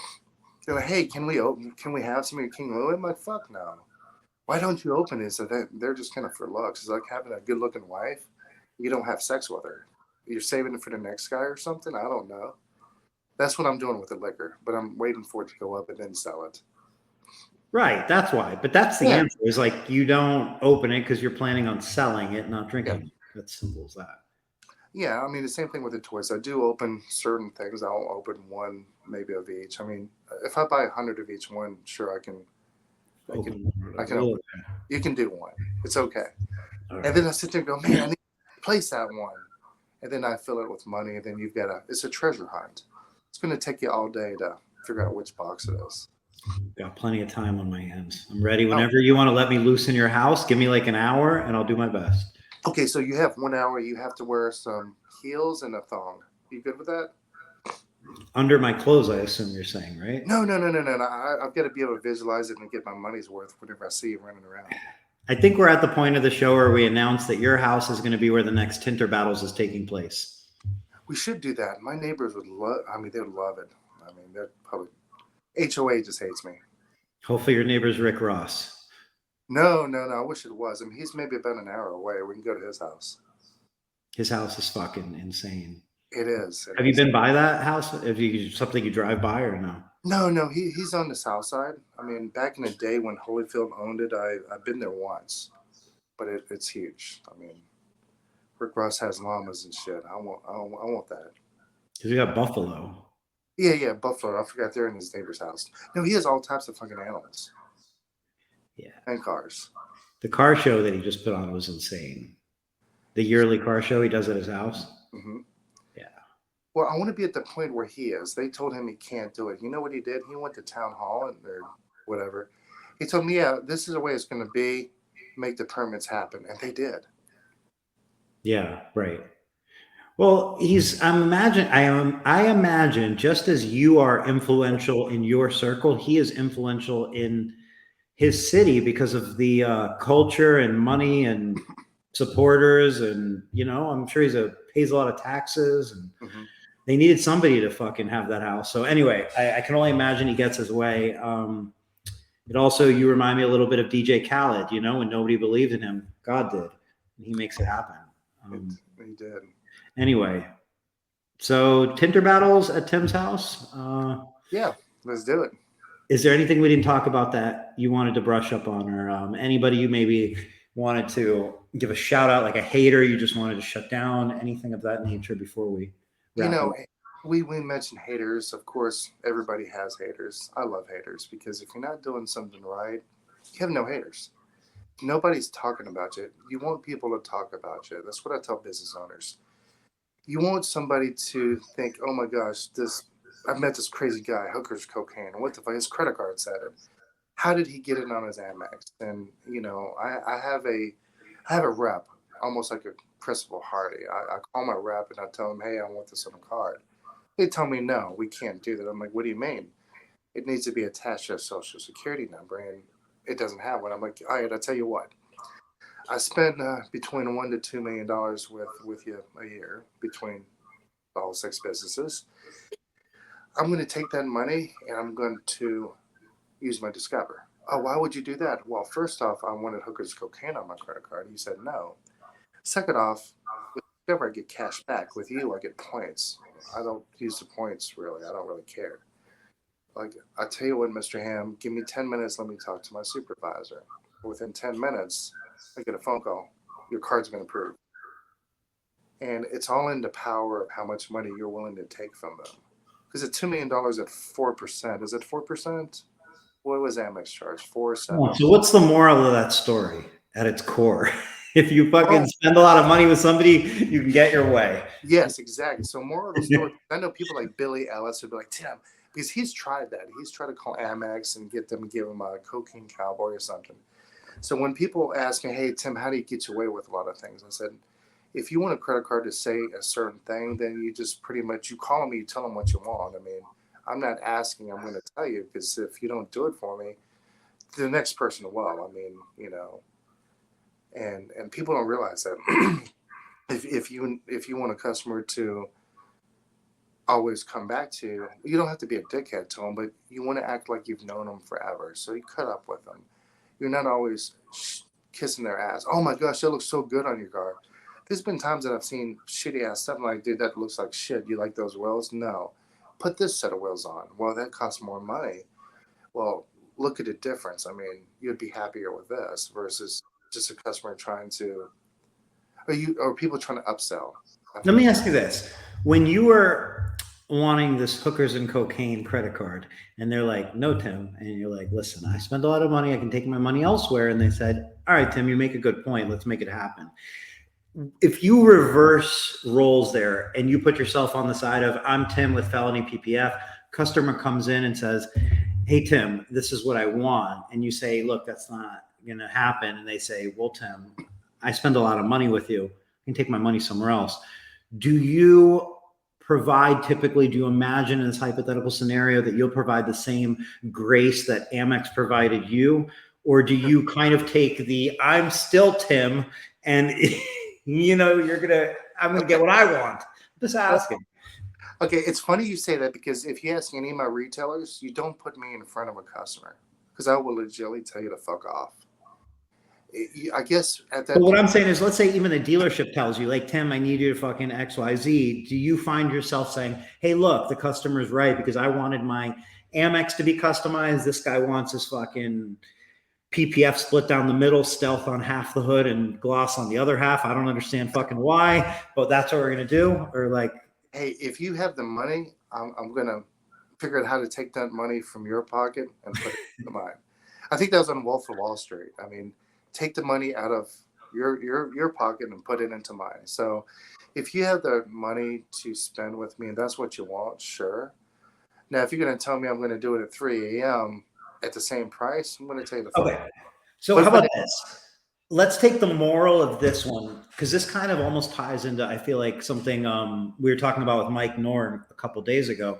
Maybe the moral of this is it pays to do things in high volume because it can open doors and get you access and get you your way, which in definitely, depending on the scenario, could be very beneficial to you. You can make things happen because of volume. So there's just a value in volume, because in Mike Nork's scenario, we were talking about, because he has multiple locations now, he's opening another one, but because he has multiple ones now, he can afford to hire somebody a month in advance, train them, use them over here, because he has the volume to withstand that. And in your case, the volume gets you maybe easier ordering your film, or gets you maybe some solution solved quicker, or a credit card that says hookers and cocaine on it, which then, you've used as a conversation piece, I imagine, a lot. And it becomes like a very memorable thing. And like, it's not just a fucking joke. You've leveraged it in your business, right? And in your relationships. Yeah, and I think that's one of the things that kind of made me famous was a stupid credit card. And then I showed the people that you can log on to the app and show them it actually says it. I'm out of fuck. How do I do that? But anything is always possible. I mean, just like, again, whenever I was saying something about 3 a.m, you want me to do install at 3 a.m, and it pays way more money, I'll be at your house. Yeah. I may not drive, I'll take a flight, but I'll be there. I believe it. That element is, can be a very important one to success. Being ready to do the job, get the job done, whatever it takes. You have to pay for it, but get the job done. It's always about getting the job done. Of course. And we were talking about something about how much longer, where am I going to go? I think PPF, I mean, I do like what I do, but I think 2 more years and I'm done. 25 years. I think that'd be my max, where I want to travel. I want to, you're going to call me, hey, Tim, where you at? I'm in South Africa. Why the fuck you there? I'm buying a fucking giraffe. I don't know. Is your team still operating, or have you sold or separated from the business at that point? The team is going to be operating. I mean, right now we're working out this small things to make sure it works where I could step away. I mean, it's been like today, they're still completing stuff right now. I think they just finished a turbo asshole car. Would you be there if you weren't on this live stream? Today I probably would, because Junior is on vacation, which he hasn't taken a vacation in a very long time. So 4 people were actually working today. They had a long day. I did ask them if they need help. I will go, but nobody asked for help. So let me ask you this. So if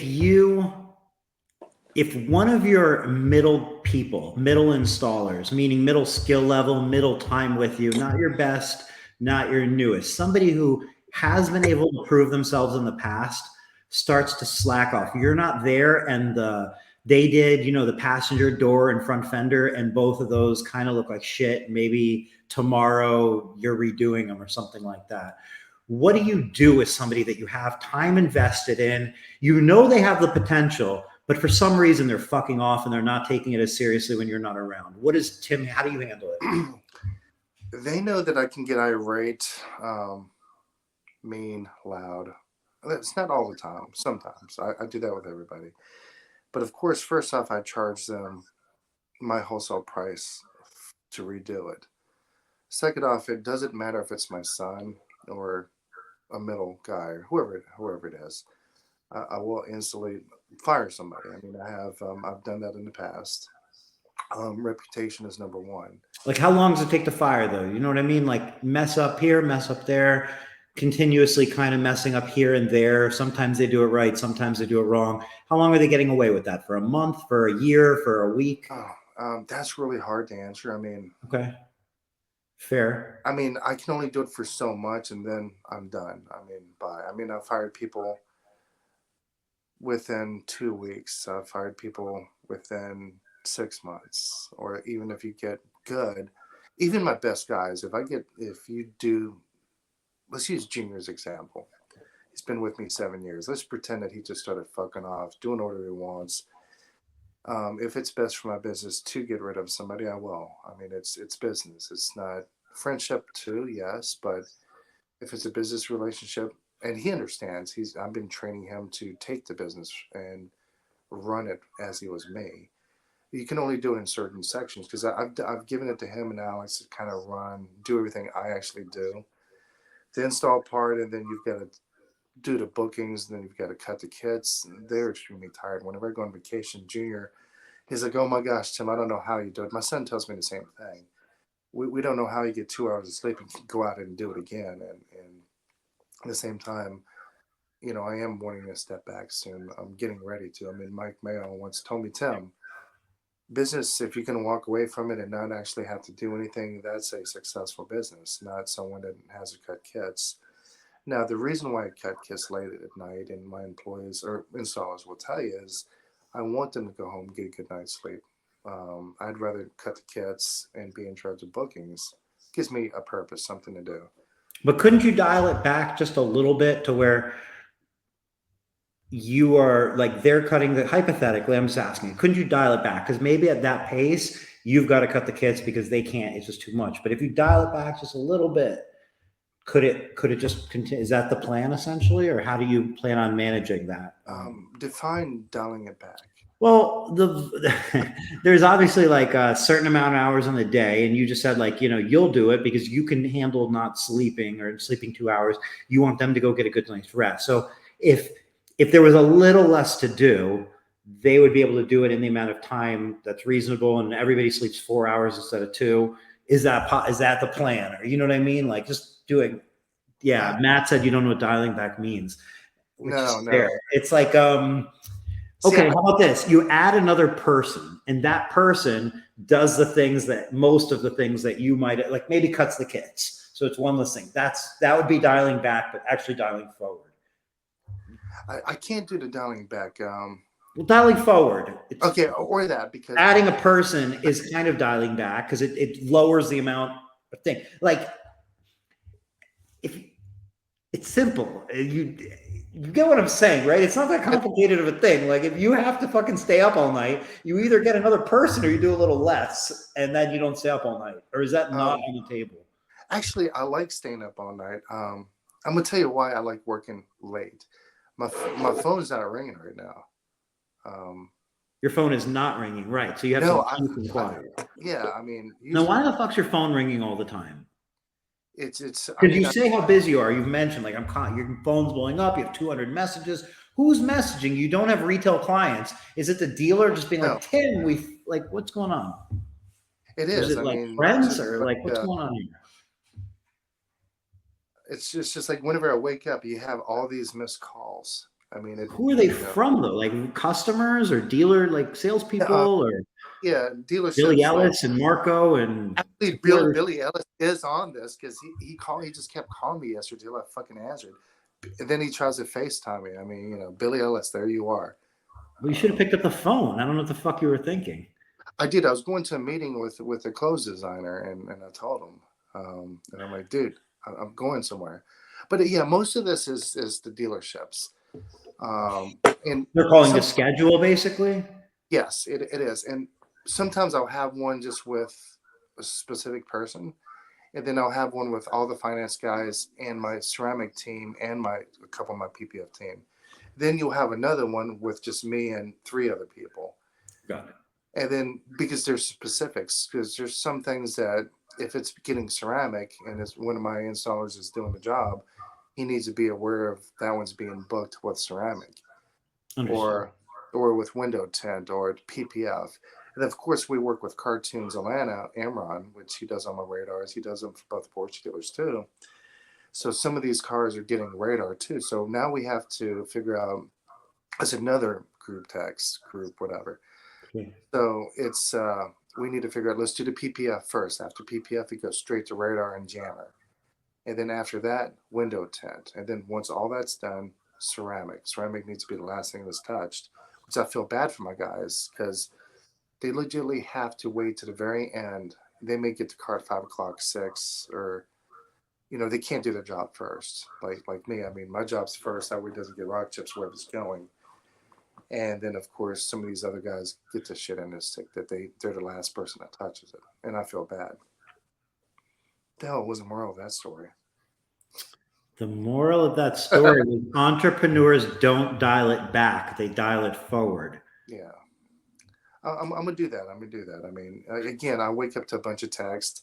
You have the bullshit text between, some of the guys, because late at night they'll have a drink or something, and I'm over here going, "The fuck, you guys still up? Y'all are drinking. I'm still working," and talk shit, just random stuff. I mean, just random, whatever. I can't even tell you half the things that we talk about sometimes. Is there anything on the books for tomorrow? No, no, no. Tomorrow, we don't do weekends. There's no weekends. Monday through Friday, no Saturday, no Sunday. How about Labor Day's Monday? No Labor work? Day, Lizzie asked the other day, "Oh, we could have the day off." It's like, usually if it's a high profile holiday, I would give everyone paid day off. Beautiful. So everyone's off Monday. I do have some people that ask me, "Hey, can you come do my personal Tesla?" I was like, maybe. Somebody texted me tonight, another company that he does his own stuff. He overbooked and needed help tonight, and I actually said no. I'm actually at a point in my life where I can tell people, no, don't call me. And is it going to matter? No. That's dialing it back. That's what I'm talking Yeah, about. it is. It is. That's dialing it back. Like, yes, going like, hey, I'm not going to push myself over a cliff. This is where I'm going to draw my line. You know what I mean? As opposed to over here. I don't know. I think it's a thing. I think when you're first beginning, you have to take as much as you can. You have to build a reputation. 25 hours a day, do what you got to do. 100%. Yes. And now that I'm taking it to a certain level, I can dial it back and say, okay, sorry guys, fuck off. Again, earlier you knew that I actually took a whole day and slept. I mean, I already did 2-3 days of 2 hours, and sometimes people are like, "Do you ever rest?" It's like, yeah, sometimes I'll take a full Saturday and just sleep the whole day. And it was actually today, for some odd reason, my body was just like, "Tim, you're done." And I almost missed this because remember, 30 minutes before, I was like, "Dude, just getting up. Holy shit, I got to do this and that."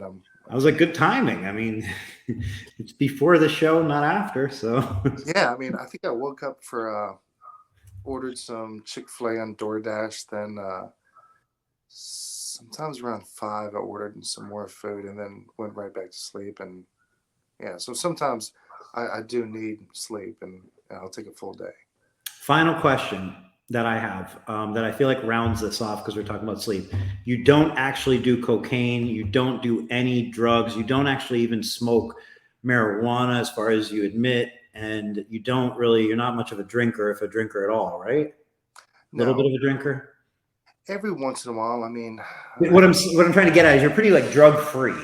Yeah. Even so the branding says otherwise. It's like Red Bull, cigarettes, and that's it, right? Like, for real? I've never tried cocaine. I don't like things up my nose. I don't have tattoos. I mean, I don't like needles.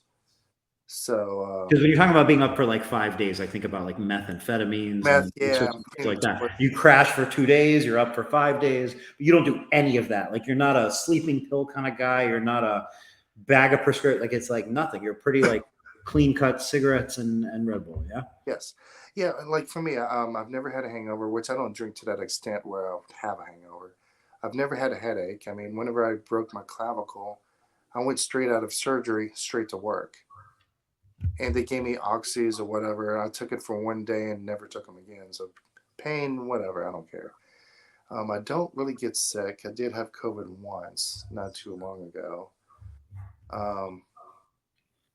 Yeah, it's just one of those things where marijuana, I've done that 6 times my whole life. Makes me paranoid and makes me want to go to sleep. So it's not for me. Sleeping pills, and I mean, I can drink a Red Bull, go straight to sleep. No big deal there. As far as drugs go, Red Bulls, cigarettes, that's it. Work is your addiction, but in a good way, not in a bad way. And 19 days from now, WFCT, looking forward to seeing you, Tim. Of course, of course. You take me on a date? Where are we going? Yeah. If you have the Porsche. I'm probably going to bring the Panamera. It's still a Porsche. That works. It is. So I'm going to load up my own chair, my install stuff. Hopefully, they're going to let me compete. Maybe they'll let me win, and I can just donate the money to somebody. I might give it to you. The fact that you're willing to donate the money if you win to Tinters for a Cause, I feel like you have to. Like, there's got to be a way that you compete. Like, that's just too good of a. And for everybody to get to see you compete and like put your skills in, I'm sure you'll be competing. somehow I'm sure it'll work out. I'm sure I am too, because I know with the I know Audubon's pulling for me, Expo list too, and I'm sure you might say something to Donna and be like, "Hey, make sure he's in there," because I know everybody wants to see it. All right, I And like of that. course, I do have a special dinner that day for that award for that PPF magazine, so that's always a treat. Sean White's going to be there, which I didn't know who he was at first. I'm like, "Hey, who is this guy?" Hell yeah. Yeah, now I know who he is. Olympic snowboarder. That should be Yeah. fun. But I know it's getting late, so 2 hours.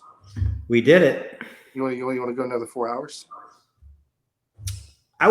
When I messaged you about doing it, I was truly expecting to do it at like 1 a.m. So I feel like you really went nice. It was 6 p.m. my time, 9 p.m. your time. It wasn't that late. I was expecting this to be like a 2 a.m. weeding session, like while you're plotting. So I really do appreciate you taking the time to share so much. You take it so seriously in the sense, like, I really feel like, everything you said is so genuine. That's just the kind of person you are. And sharing all your tips and tricks and so on. You have a unique business, one that there's a lot to learn from. And I hope people found value. I'm sure there's just tons of value that can be found from everything you shared tonight. So a sincere thank you. Oh, of course. I mean, I do my best to help people out. I get so many messages from people saying I'm an inspiration or questions. I mean, even before I was getting text messages today, messages, "Hey Tim, we're gonna tune in." Obviously, I can't see their comments or anything because I'm just kind of speaking. Trying to inspire people, trying to get other people onto my level for them to see, look, if Tim did it as a 10-time felon, a man that went to prison, I could do it. I also did it with no financial backing. I did it myself. I mean, another one of my stories is maybe 2018, I downsized from a huge house to a small house, to a ranch. And I used to only buy 2, 3 rolls at a time when I branched out to myself. Next thing you know, now I'm buying $300,000 worth and it's paid for and going through it pretty quick. But more of that story is I went from a really big house, made some sacrifices to a small house, sold all my Porsches, drove a $10,000 Q5, and then now I'm back into another country club again, and everything's paid for, and this and that. And so, more of that story is what people don't realize is if you focus on yourself, sometimes you have to step back and downgrade. It's not really a downgrade when you know there's something better in the future. I mean, again, I just had a Q5 from a bunch of Porsches and a big house. And then now, I have the Speedster and all these other cool cars or whatever. But people don't see up and down, up and down. You make your sacrifices so you can build your bigger team, so you can invest into making sure my guys and stars have work. So, I mean, without the work, I can't have high paid installers. Very valuable addition to that timeline you just shared, because it's not just like you don't wake up one day and you're just fucking killing it. You know what I mean? Like you said, there's stages and you learn and you go up, you go down, like you said, you take a step back so that you can better invest into your business and so on, all with the end goal in mind, or the vision in mind. But well, I meet a lot of people that aren't happy, that they're not where I'm at. So I'm 43, and so I get these young guys that are 25, 30, like, well, we think we deserve to be where you're at. I'm like, bro, everyone. Go get it. Go get it. If you deserve it, go get it. The world is yours. It's out there. Yes, but they're not realizing that at one point, everyone wants to be a millionaire, right? They started off at $50,000 a year, then they move up to 100, then they're at 150. But they get to 150, they're still mad. And I asked them, I said, when you're making $50,000, were you mad? No, we're happy. What the fuck changed? Your greed changed. You're just not happy you're not way over here. Like back then, I've always wanted Porsches. I mean, you see 60, 70-year-old guys buying new Porsches. I'm blessed to have been able to do it at age 30, 40, and I can go in and buy a new car. But that's putting in the hours to do that. And again, it goes back to these guys that want to be in my position, the haters. I mean, they're happy 10 years ago making half of what they're making now, and then now they're bitching. because they see someone else doing it, but they didn't put in the time. And sometimes I tell my installers that too. And my son, especially, I mean, he's 20. He sees all this. Other installers are making more money. They have nice cars. I mean, new houses, and he's 20. I'm like, son, you have to go. You're not going to get it within a year. It's going to take you 5 years. It might take you 10. If you put in 5 good years with me, you listen to me, and you invest what I tell you to invest in, I'm not always right. I mean, I may be, I may not be. I mean, I don't invest in stocks because stocks go down and may go up. I don't do crypto. I know, I learned one of my friends in California, he made a shit ton of money off of crypto, but I can't get mad at it because I didn't invest. Do I want to take that chance? No. But it's just advice for people when they want to be that millionaire. You got to put in the time, and then you've also got to think, if you're not there yet, what are you doing wrong? Is it your spending habits? They'll come out and make some more money. They go buy a new car. They'll go and buy a bigger house. Do you really need a bigger house? Like me, I mean, do I really need this big house? No, I don't. I mean, but is it at the cost of your business growth or your business stability or your personal stability and so on? And if it's not, then great, you have a big house. But like if you're saying in some cases, people can leverage themselves to where things are always tight, and then they don't have the flexibility within their business to use the money for marketing or to be willing to have the confidence to ask for higher prices because so scared that they might not get the revenue or whatever it is. So I think that's the point. There's nothing wrong with a big house as long as it's not at the cost of, you keeping that big house potentially or your business or whatever, right? Yeah, it's just making sure you have plenty of backups. I mean, I was talking on a gym. I overpay on everything I have. My power bill, I overpay. I mean, I think they owe me like $4,000. He was like, "Why do you do that?" I'm like, "What if my business fails tomorrow?" I mean, seriously. I mean, what if something happens? I think you could keep that $4,000 in your bank account, and then if the power, you'll just pay it fucking every month. If the business fails, you'll still have that $4,000, and you'll pay I think the idea is that $4,000 compounded with all the other money would potentially earn 5 or 7% interest safely, as opposed to be sitting in like the fucking power company's hands. Yeah. But I know what you're saying. I completely get what you're saying. You live a very, like, you've got backup plans. You can't go bad tomorrow. You have plan A, B, C, and D. I think I think the moral of that story is making a habit to overpay. So every month I'll put $250 away into the power bill, water bill. And then it's like I tell my son, I mean, it's like having backup money. Every month put $200 away. Rainy day, what if you get a speeding ticket? What if your car breaks down? What if you need a tire? What if anything that happens? You've got to have that spare money somewhere you can pull it out of. Something happens to me tonight, and let's say I break my clavicle and my leg tonight. And what if I didn't have installers? That means my film's still paid for. My mortgage is still 6 months in advance paid. So is my car payment. So for 6 months, I think I'm okay. But there's always, what if in that 6 months, what if I lose my business? I mean, who knows? I mean, nobody knows what's going to happen. So I guess the moral of that is make sure that you're set up. I mean, put money aside, pay a couple extra car notes. That when something happens to you tomorrow, you don't have to worry for 3 months.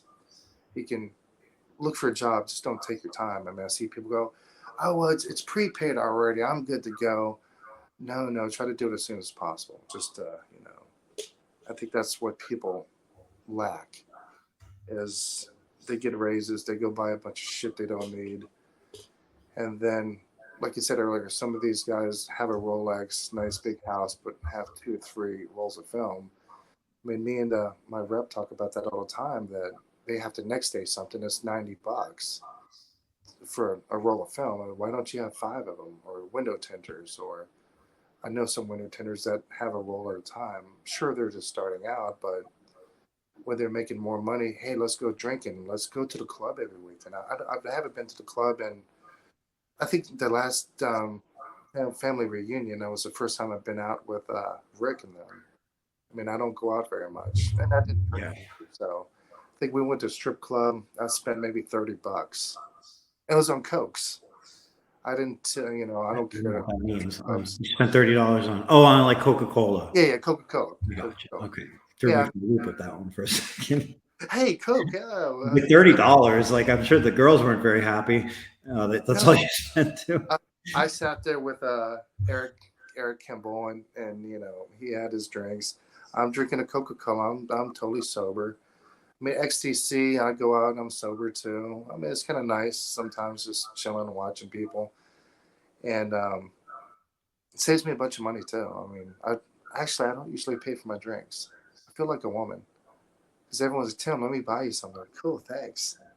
I know how it is to be a celebrity now. And with that, Tim, do you want to wrap this up? Yeah, sure. I mean, I'm good. It's 2 hours. I'll send you a bill for my time. Fuck. But I don't know. Was there any questions I missed in the dialogue on the bottom? I tried to slip them in. Some of the questions that might have sounded like mine were actually from the comments. So yeah, I think we covered everything. I mean, I feel like, tell me if I'm crazy here, but if somebody does listen to it after and they have a question, they could just fucking message you, or they could put it in the comments, or they could put it in the comments, or they could message you. Either way, right? Yeah. I mean, I'm most people know that I do answer questions best of my knowledge. Yeah. Unless it's something really tedious or something I charge for, sure, I'm like a hooker. You need something, sometimes you got to pay for the time, pay for an hour. You only get 3 minutes. What do you talk to the woman about? I have no idea what you're talking about, but sincerely, thank you for sharing your experience and so on, and congratulations on creating such an incredible business. I think businesses, like, they can be done in so many different ways. Everybody has their own unique touch and spin. It's like a piece of art. It really is, right? And you've created a very unique, special, profitable, strong piece of art, and you deserve a lot of credit for it. So, and enjoy your success. And again, thanks for sharing, as you always do. And yeah, And we've got to do this again. So let's not procrastinate next time. we won't procrastinate. We'll be doing another one. Now, this was me at Wednesday going, hey, I didn't even ask permission, Friday, 9:00. And you're just like, okay. So yeah, let's do it again. That was good. Absolutely. Thank you. I look forward to it. All right. See you and some other people in 18 days, 19 days. Yes. Okay. Bye, everybody. Bye, everybody. Bye, Tim. Bye. See you.